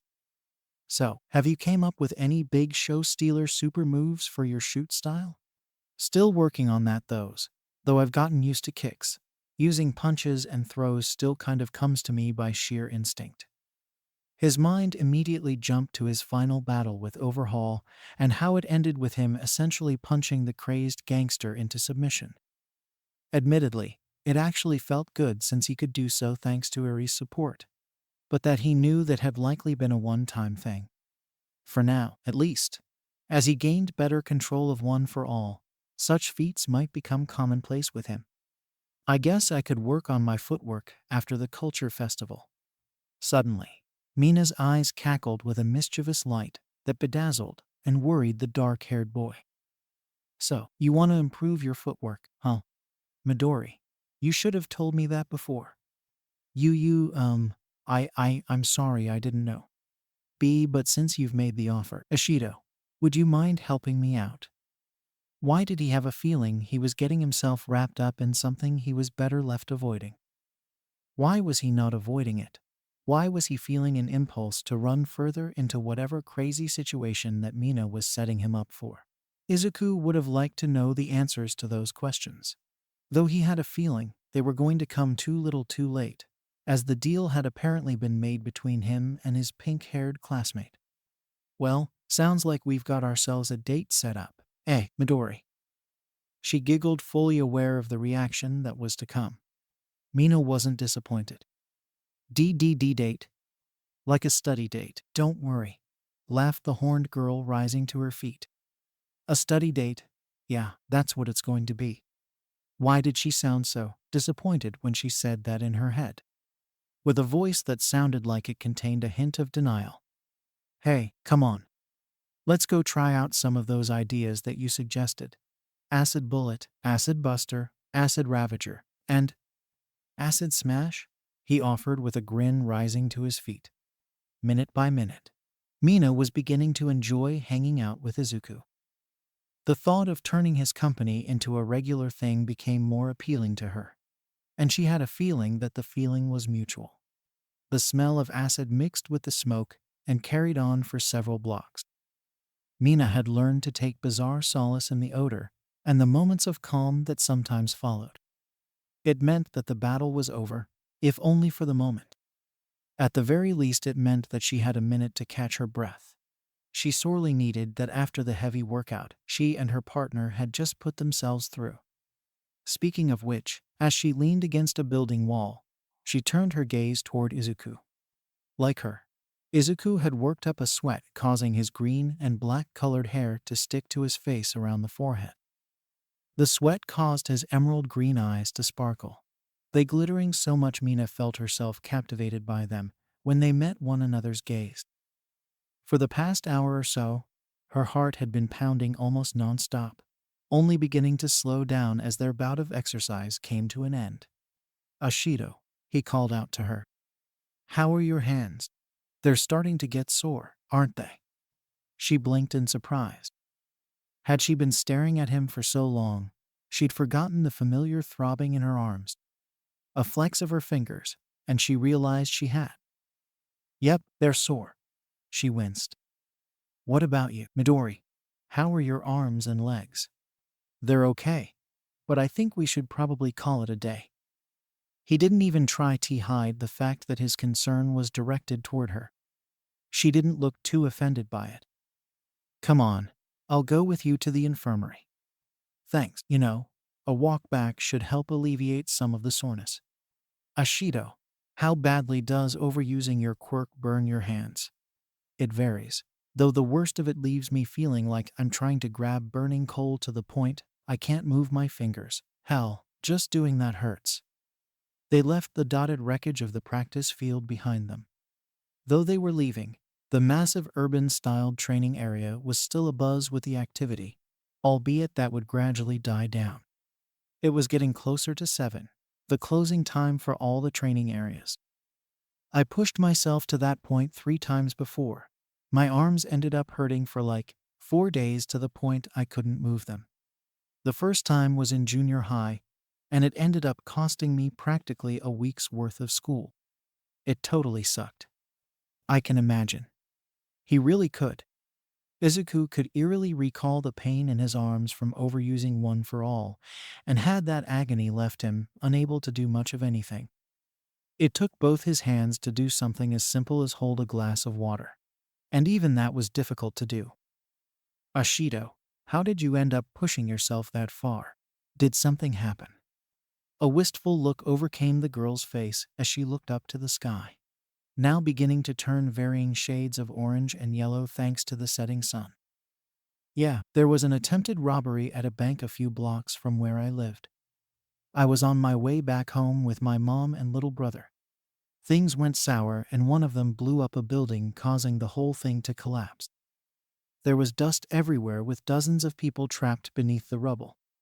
I knew my quirk could melt through concrete and steel, so You went to help.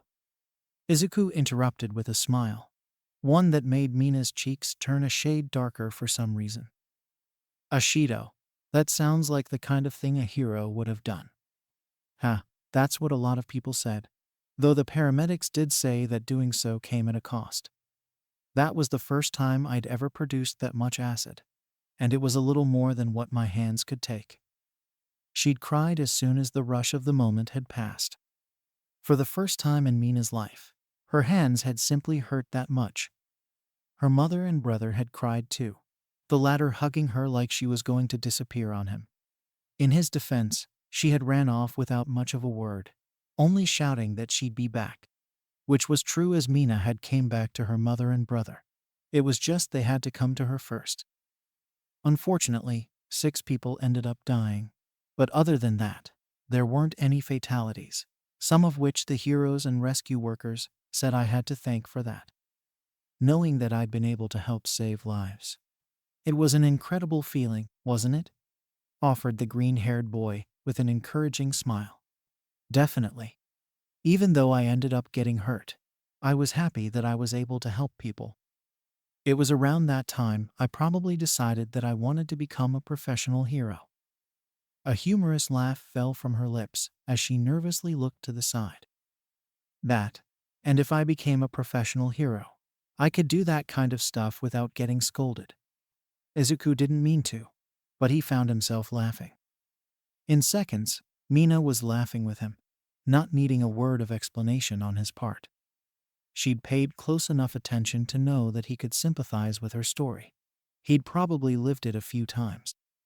Though on the outside they may have seemed different, it was a different story on the inside. Both Izuku Midoriya and Mina Ashido had a tough time sitting still when there was hero work to be done. Both agreed that would be a great deal easier to do as professional heroes. A choice that had been shared by countless others at UA. They left ground beta at the exact right time as the sun set. The evening rays reflected off the countless office buildings, panting the heroic training center in a majestic glow. Like the sky slowly but surely changing to darkness, the sounds of action were gradually faded as more students joined Izuku and Mina in calling it a day. In about an hour's time, the massive training field would be complete empty. That's when the cleaning crew would arrive to repair the damages done to the environment and collect the remains of the practice robots that the students had pitted themselves against. Some students considered it a point of pride if they were able to leave nothing behind to be salvaged. The students possessing rather destructive quirks seemed to make up a number of that group. Mina supposed she could have considered herself in that category too. Personally, though, she didn't particularly fancy the thought of leaving behind such destruction and small parts for the cleaning crew to have to sort through. Not to mention her acid quirk tended to more often than not leave electronics somewhat unsalvageable. Thanks for letting me train with you, Ashido. He spoke as they headed toward the bus that would take them back to the central square of the school. Hey, it was my treat after you landing you detention with me. Kind of funny to think this awesome day wouldn't have happened without that.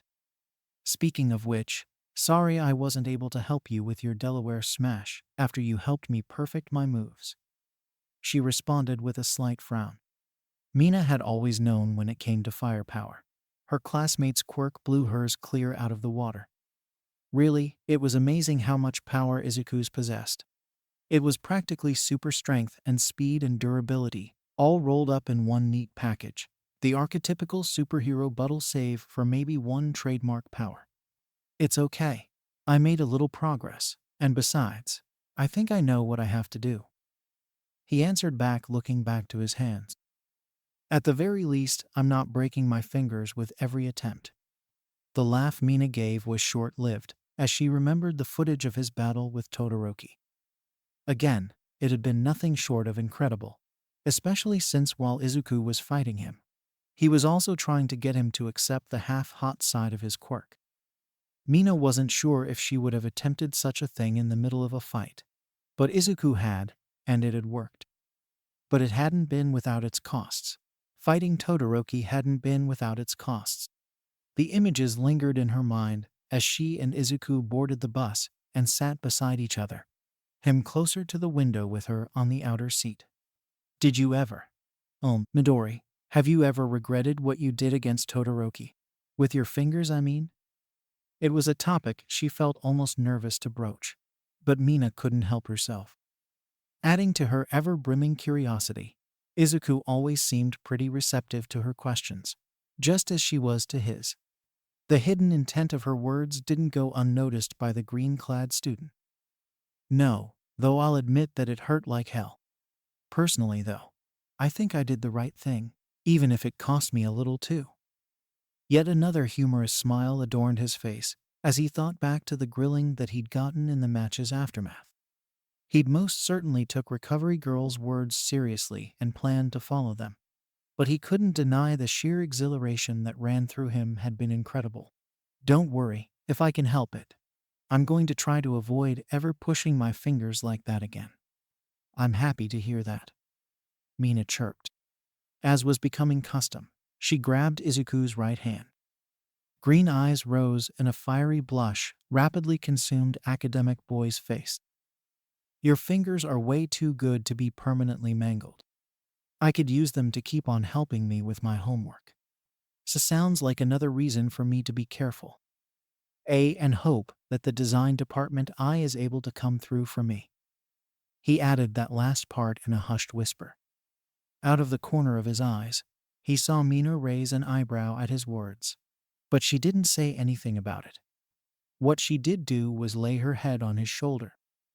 How he managed to keep from jumping out of his skin or out the window, Izuku would never know. He was happy that he didn't do either of those things.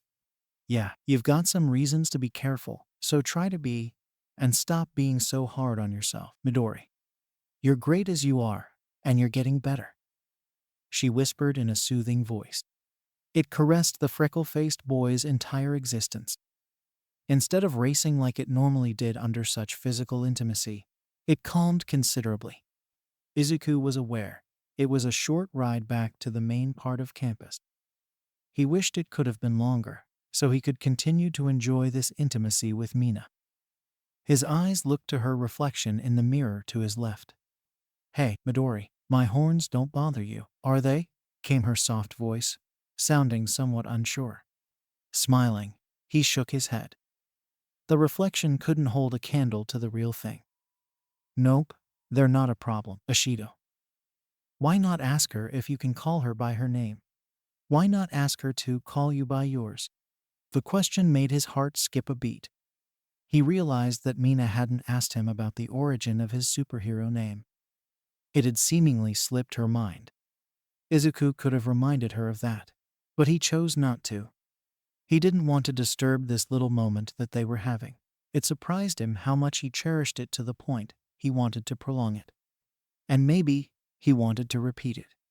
It amazed him how much excitement was bouncing within him by the time he got back to his dorm room.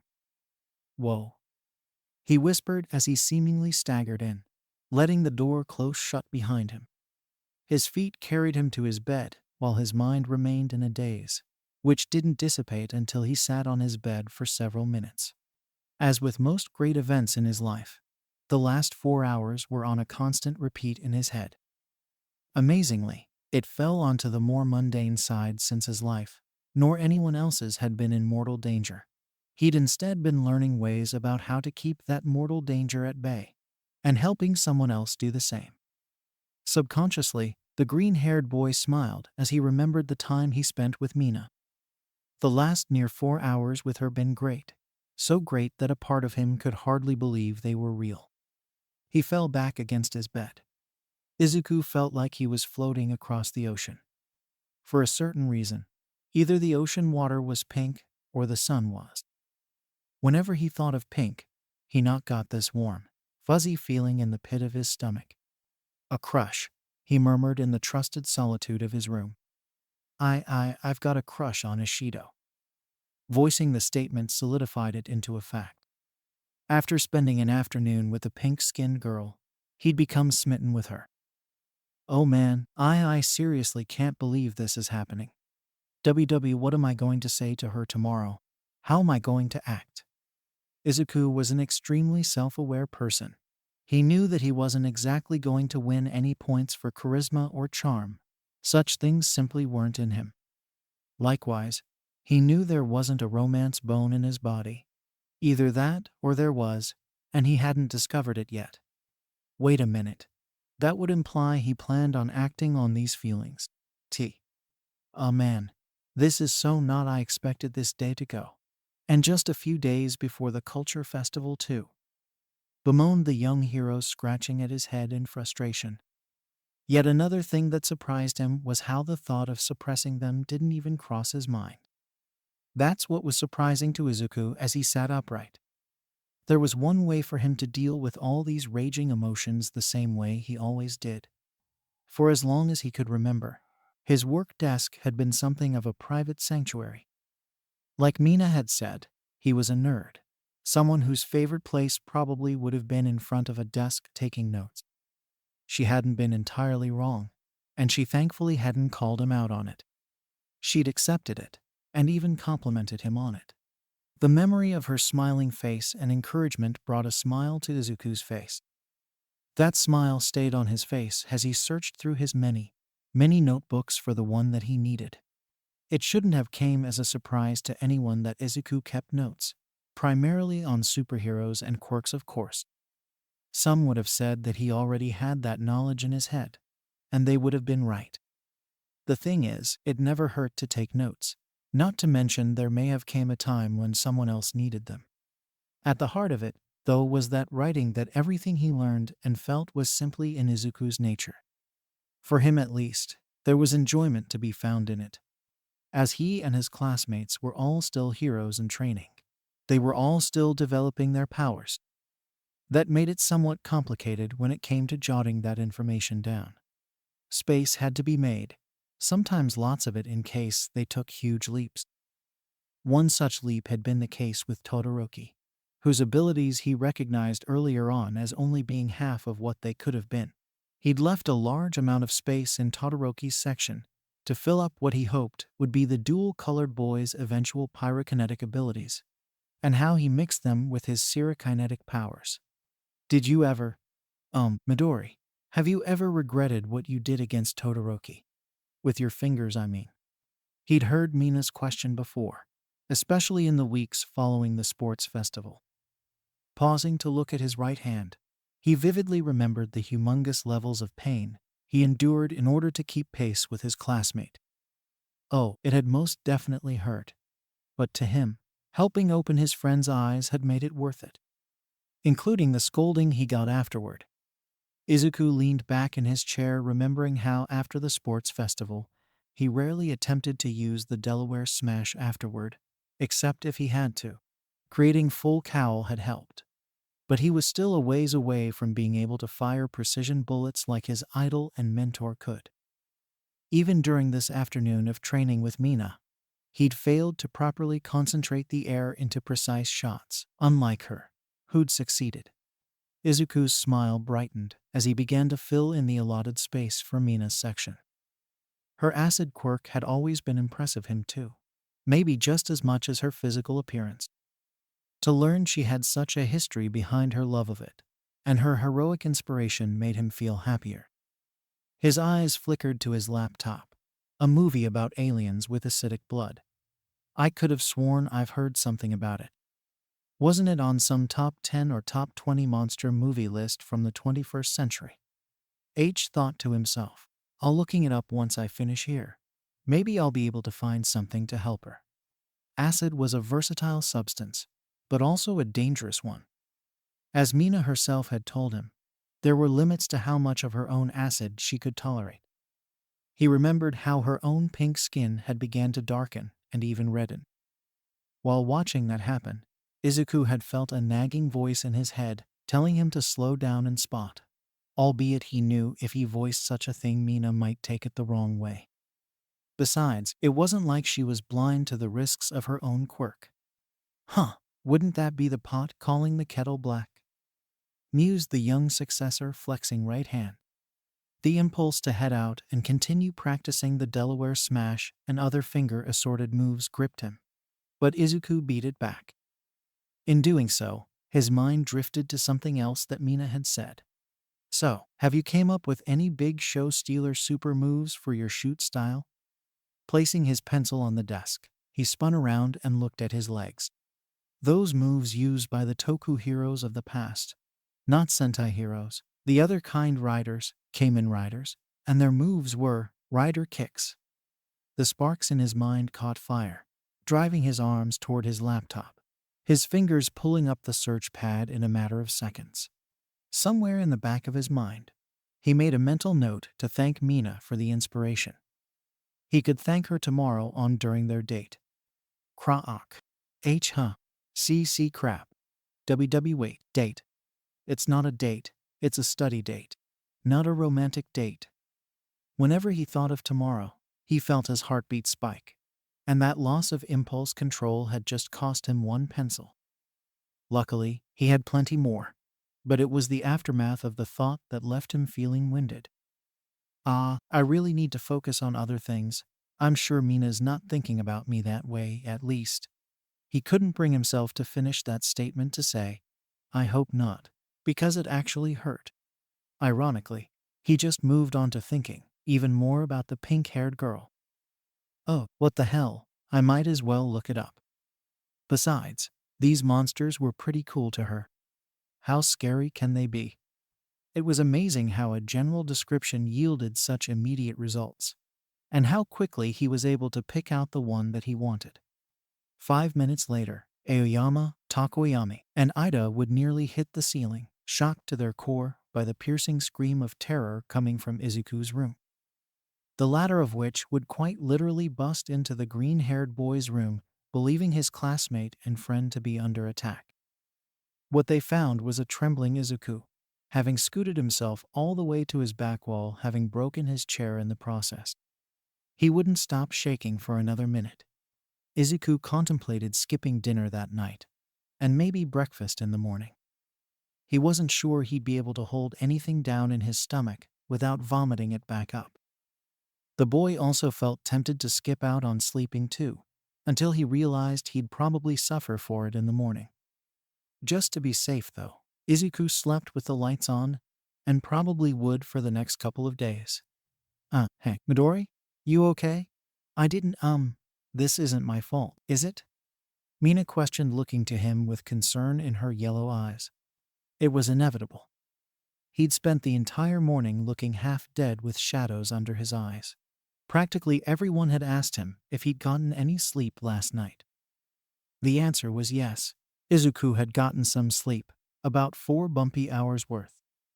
Izuku hoped that would be enough to keep him going until lunch.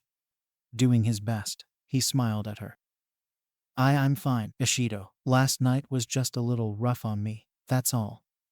Seeing her inhaling air to speak, Izuku realized he needed to better explain himself. It wasn't anything you did. I just stayed up all night studying, that's all. Technically speaking, it wasn't a complete lie. He had studied, albeit in an attempt to bury the disgusting imagery of an alien parasite impregnating a human being. The question was if Mina would buy his lie. Based on the look on her face, not likely. Izuku could feel himself beginning to sweat as nervousness once more seized him by the throat. It was too early in the morning for this, but he'd created this mess, and now he had to walk through it. He nearly flinched as she sighed in frustration. I had a feeling you'd do something that's stupid. Suppose it was bound to happen one day. Luckily, I've got a few tricks on hand to help you. Follow me.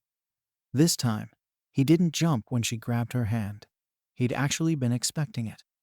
He'd readily accepted it, and Izuku was happy to have it. Suddenly, he felt all the exhaustion and lingering fear that had been eating at him melt away.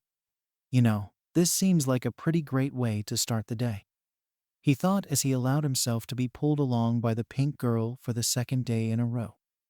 His heart spiked a little, and he went with a slight acceleration, relishing in it.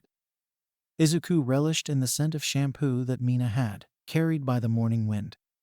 Mina's touch and her scent, The combination of both was able to make him forget about everything else, including the looks some of their classmates were sending them. Izuku was focused almost entirely on the mop of pink hair and page of yellow horns sticking out from the top. He was caught smiling at it when said Moss looked back at him. "Glad to see I'm already brightening up your morning," she chirped, seeing his blissful expression.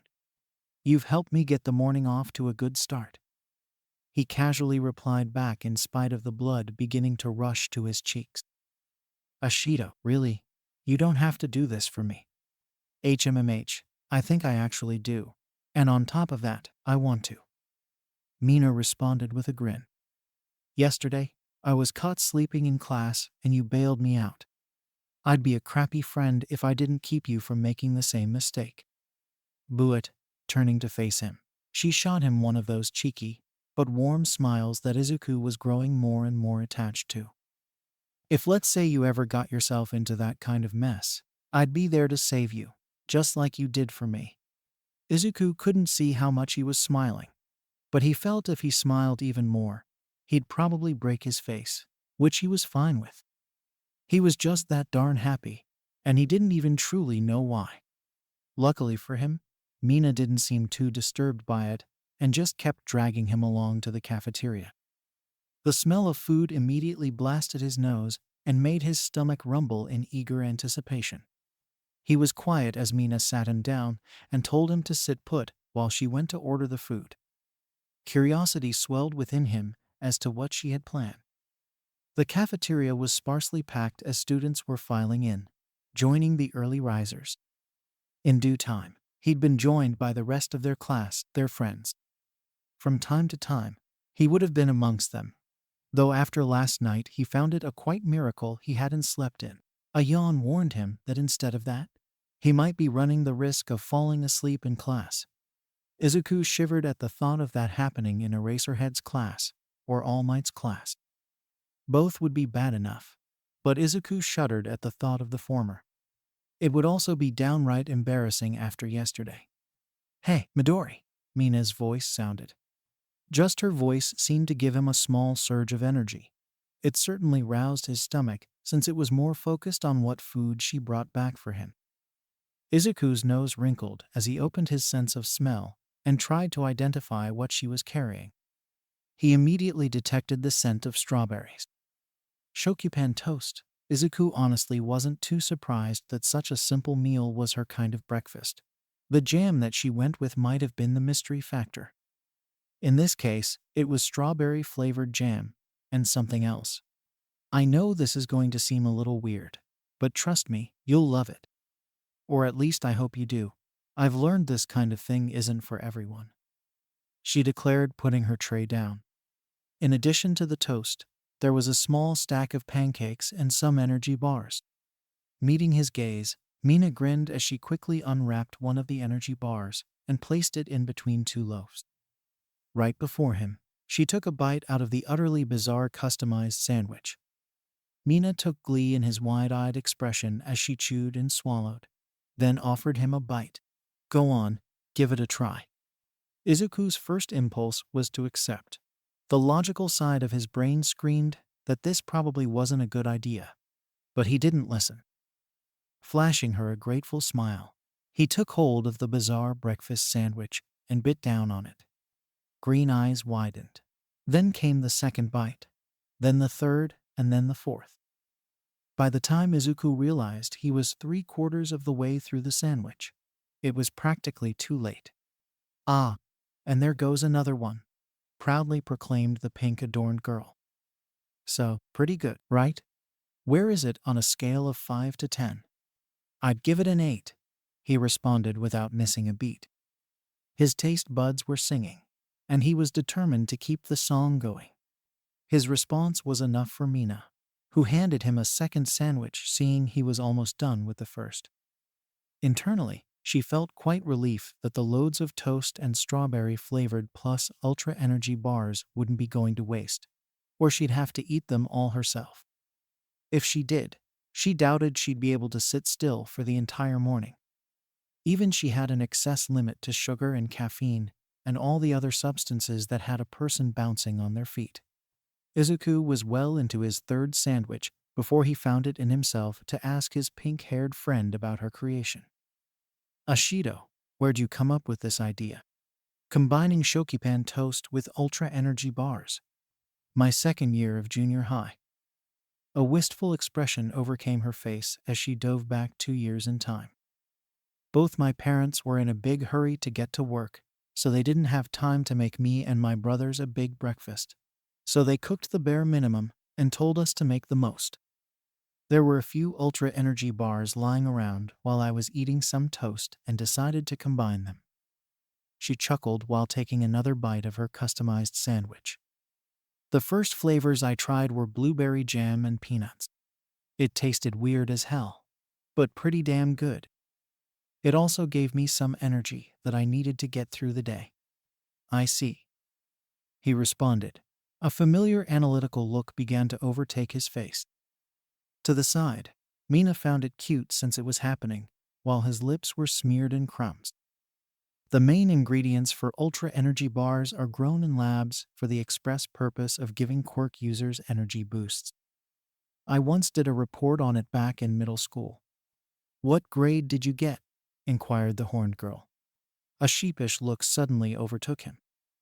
I got a B+, though that was kind of bias on the fault of the judges. I chose all my ultra bars based on ones that All Might had advertised. Maybe I should have shaken it up a little. An embarrassed blush colored his cheeks as Mina burst into comedic laughter.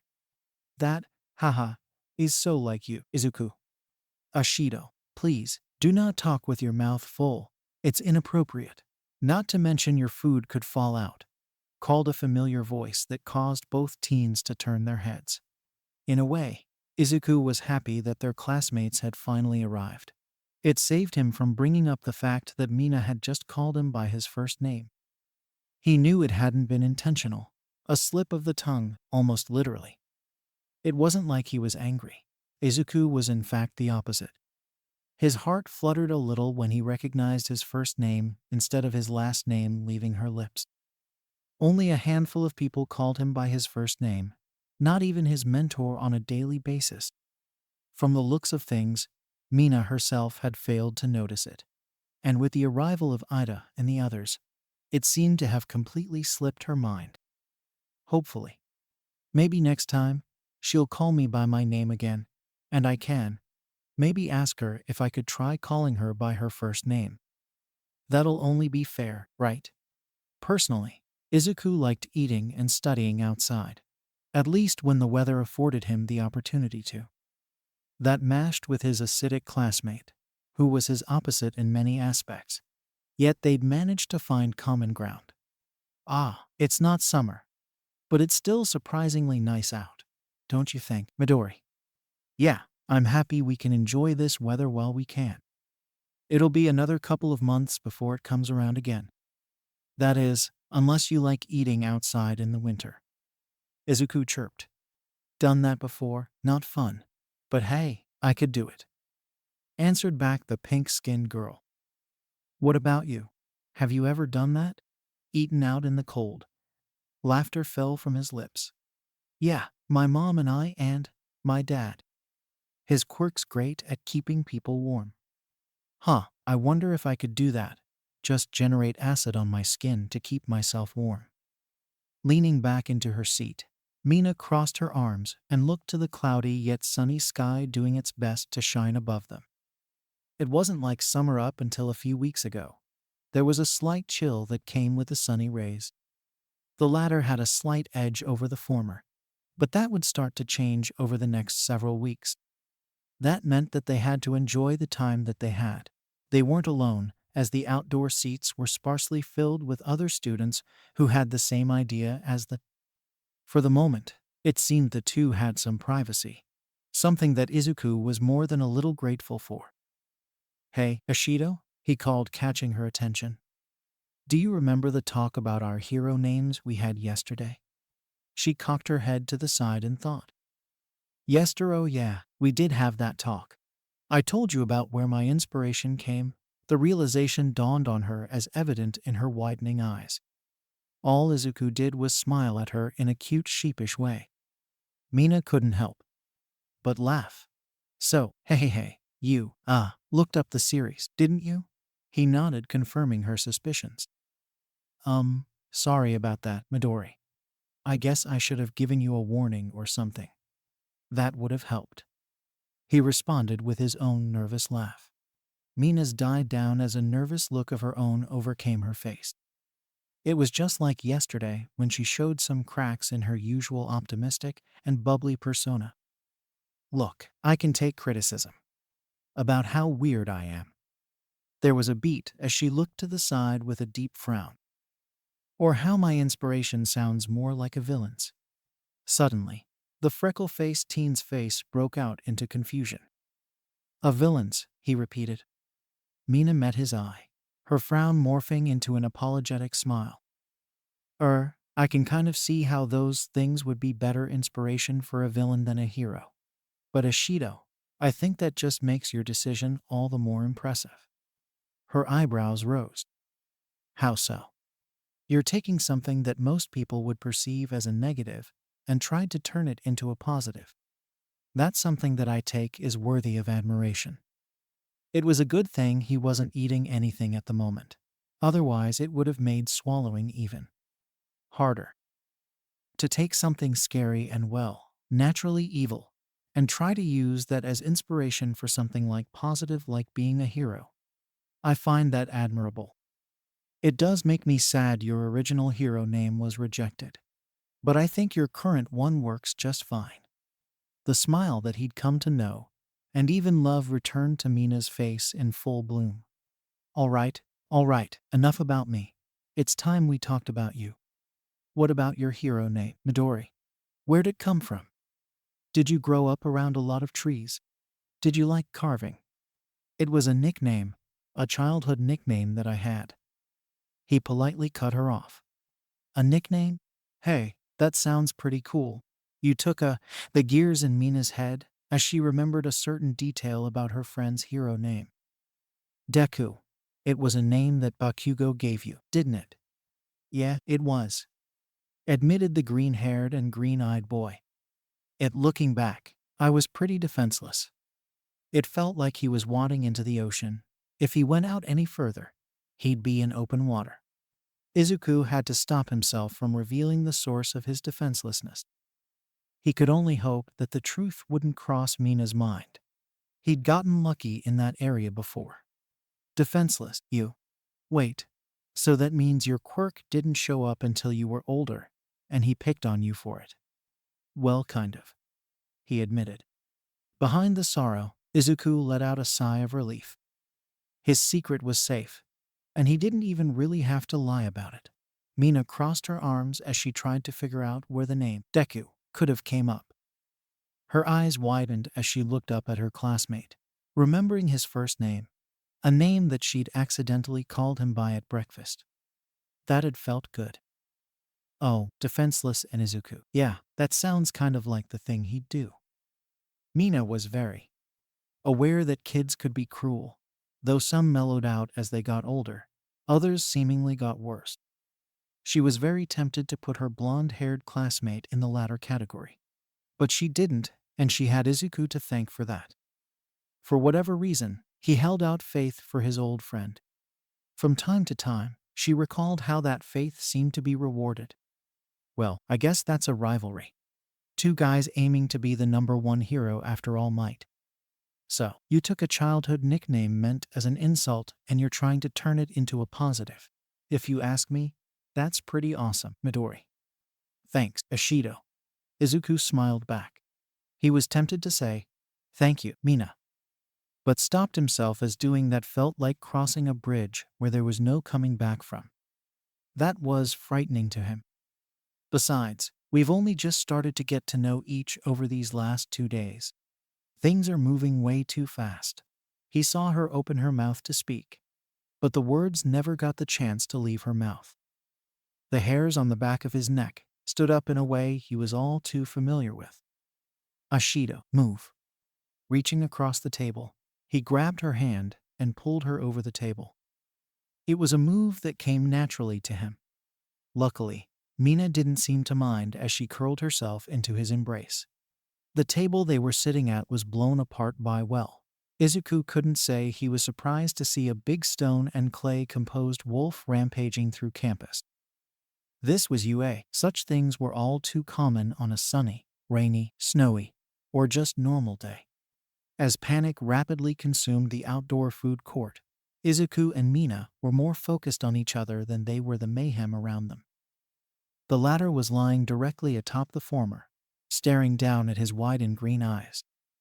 It went both ways, literally, as he looked into her yellow eyes, brightened sunflower-colored irises in the middle of obsidian black. They truly were alien-like, but that in no way made them scary or unappealing. Izuku actually felt himself being drawn to them.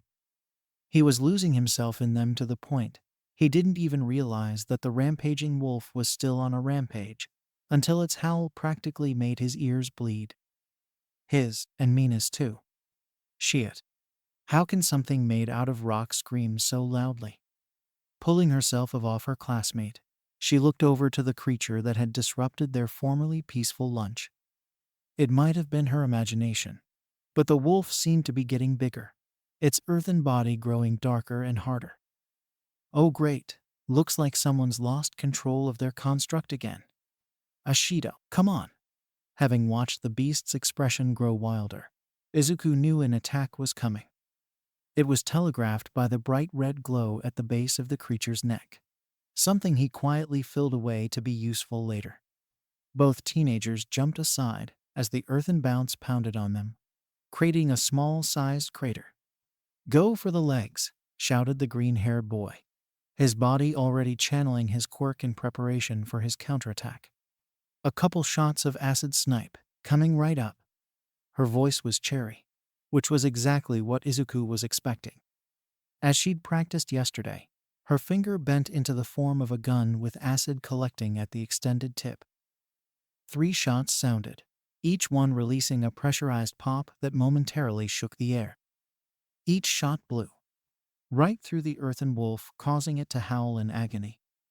It slumped forward, a hole in each arm and one on its left shoulder. Bright yellow eyes turned in Mina's way and glared. She grinned. Come and get me, Wolfie. You're running lunch break. The beast's speed was greatly reduced thanks to her shots. It was practically dragging itself toward her. At least until the red glow on its back kicked up, causing the holes in its body to begin repairing themselves. Distract it. I'm going to do something about its regeneration, commanded the now glowing boy. Got it. Digging deep into the earth, the beast enlarged its front paws, then leaped at Mina with the intent of crushing her underfoot. Rather than panic, she concentrated more acid into her fingertip, the resulting bullet growing to the size of a baseball. Acid Magnum, she shouted. The attack produced a sound exactly like its namesake, a thunderous crack that launched a sizzling ball of acid at the wolf's left paw. It howled as it crashed back into the ground, its left arm gone all the way up to the shoulder. As it promised vengeance in the form of a feral growl, Izuku moved on the right claw, tearing it off with his superhuman strength, then moved to the red glow on the beast's back. Rearing his arm back, he brought his fist down, crashing it straight into the animal-themed golem's back. His palms clenched around something, which he then pulled out. He jumped back as the wolf-like construct crumbled away into rocks and clay. Midori, you okay? Mina called, stepping over the mess of rock that had formerly been a giant killer wolf. Yeah, I'm fine. What about you, Bushido? Snickering, she held up her index finger and blew over it. Okay. And we can give the seal of approval to the acid snipe and acid magnum. Izuku smiled back at her. It felt great when training paid off. Curbing his happiness for his classmate, he looked down at the object that he'd extracted from the stone wolf. It was a gemstone, a ruby to be exact. Its glow dimmed in his hand as pieces of it began to break off. Crap, crap, crap, crap. Are you two okay? You aren't hurt, are you? Shouted a male voice that caught both freshmen' attention. They'd gained a small audience of their fellow students. It seemed rather than intervene, They'd instead chosen to watch the two freshmen deal with the situation. Izuku had a feeling it was a way of seeing if they, members of Class 1A, were worth all the attention they'd been getting. The boy who'd called out to them had chocolate-colored hair and bright green eyes that were rimmed with panic as he examined the ruined lunch ground. His eyes focused the ruined remains of the earthen construct. He took a step forward, his face giving away shock as he looked between it and the two freshman students. Did you two seriously stop it? All on your own? He whispered. And in record time, too. I say we take that gemstone back for a refund.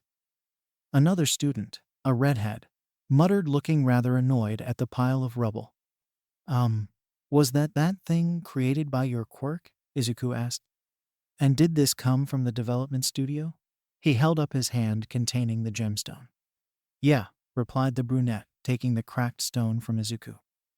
My quirk is clay molding. It allows me to create constructs out of clay. The strength varies on the quality of the clay. See, by implanting gemstones in them, I can boost their power. Or at least, that was the theory anyway. Guess those eggheads at the development studio lied to us, sneered the redhead. And no, they didn't. I think the gemstone worked. Izuku suddenly spoke up, once again shifting all attention to himself. Though a small sprout of nervousness took root in him, he pushed past its entrapping roots.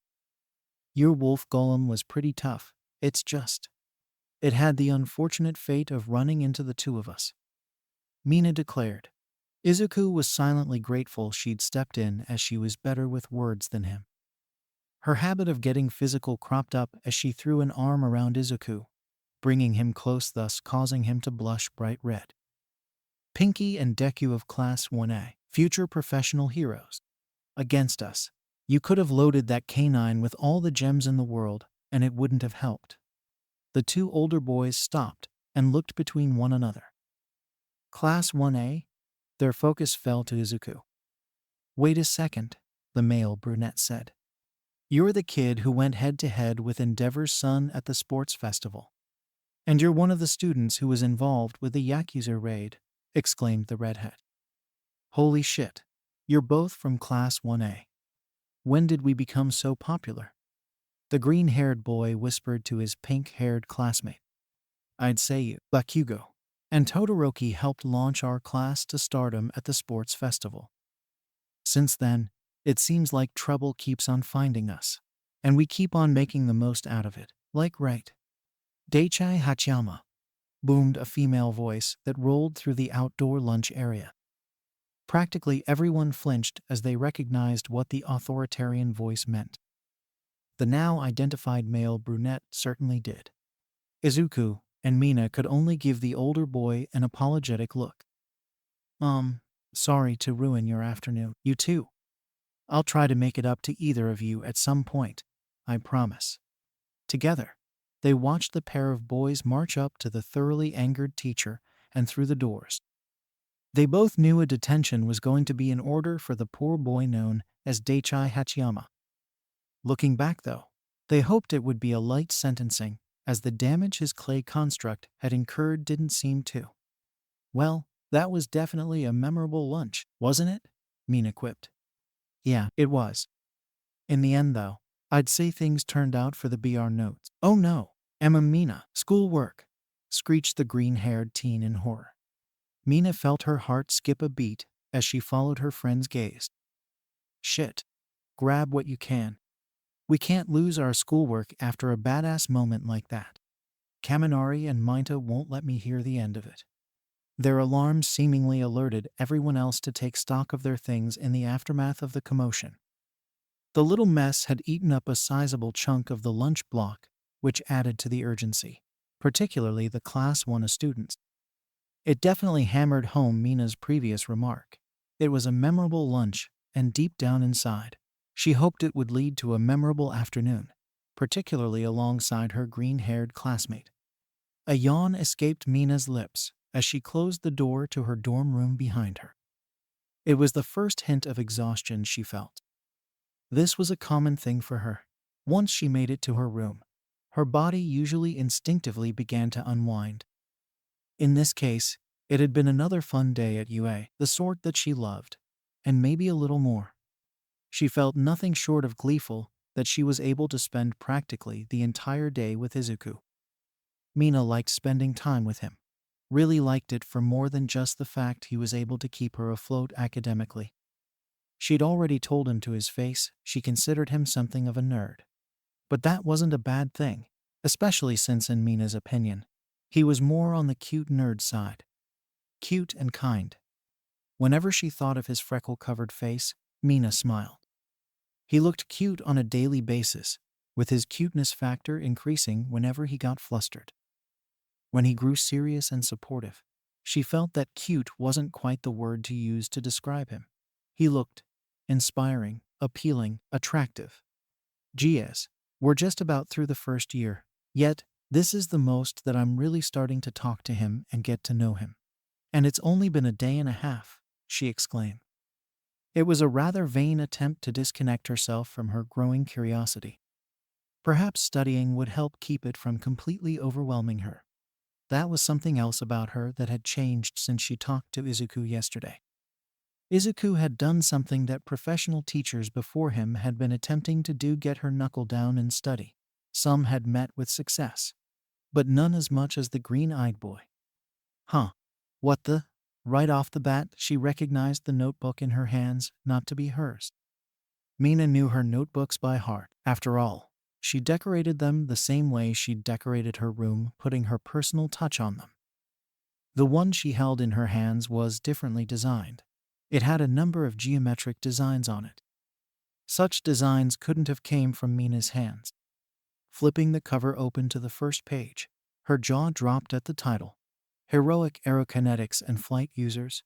She flipped past the first page and was hit with an array of encyclopedia-like walls of texts and illustrates pertaining to quirks that allowed one to fly. Mina continued to flip through the notebook, finding more notes and illustrations. She didn't read any of the notes, only skimmed them. Each one gave her a thought as to what kind of notebook this was, and who it could have belonged to. Mina knew of only one person whom would have kept a notebook like this. Well, two or three really, but only one person had handwriting this eye-catching to her. Feeling a cold sweat gathering on her face, she put the notebook down and reached for another.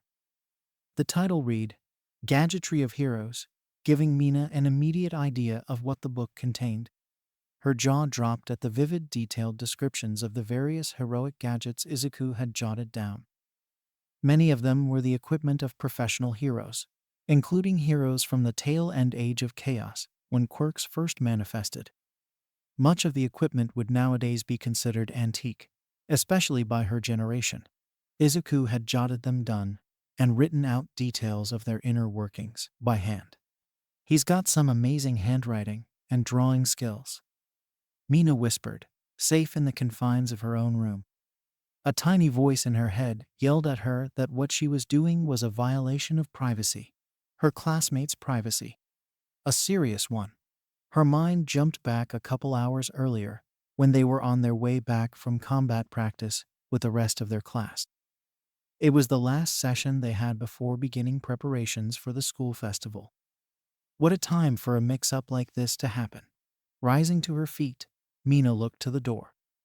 Any second, she was expecting a knock to come at it and hear Izuku's voice, politely asking if he had some of his notebooks.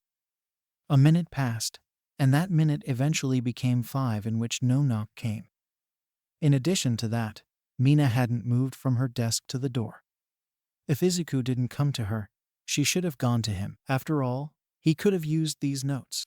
Inhaling through her nose, Mina put the notebook back in the bag, the same bag that had spilled across the ground hours before alongside Izuku's. They had Kaminari, Mainta, Bakugo, and Kirishima to thank for being in such a hurry and crashing through anything in their way. That's what the promise of a special dinner would do, which even Mina herself felt a temptation to run for. Such a seemingly annoying but innocent act had yielded this strange opportunity.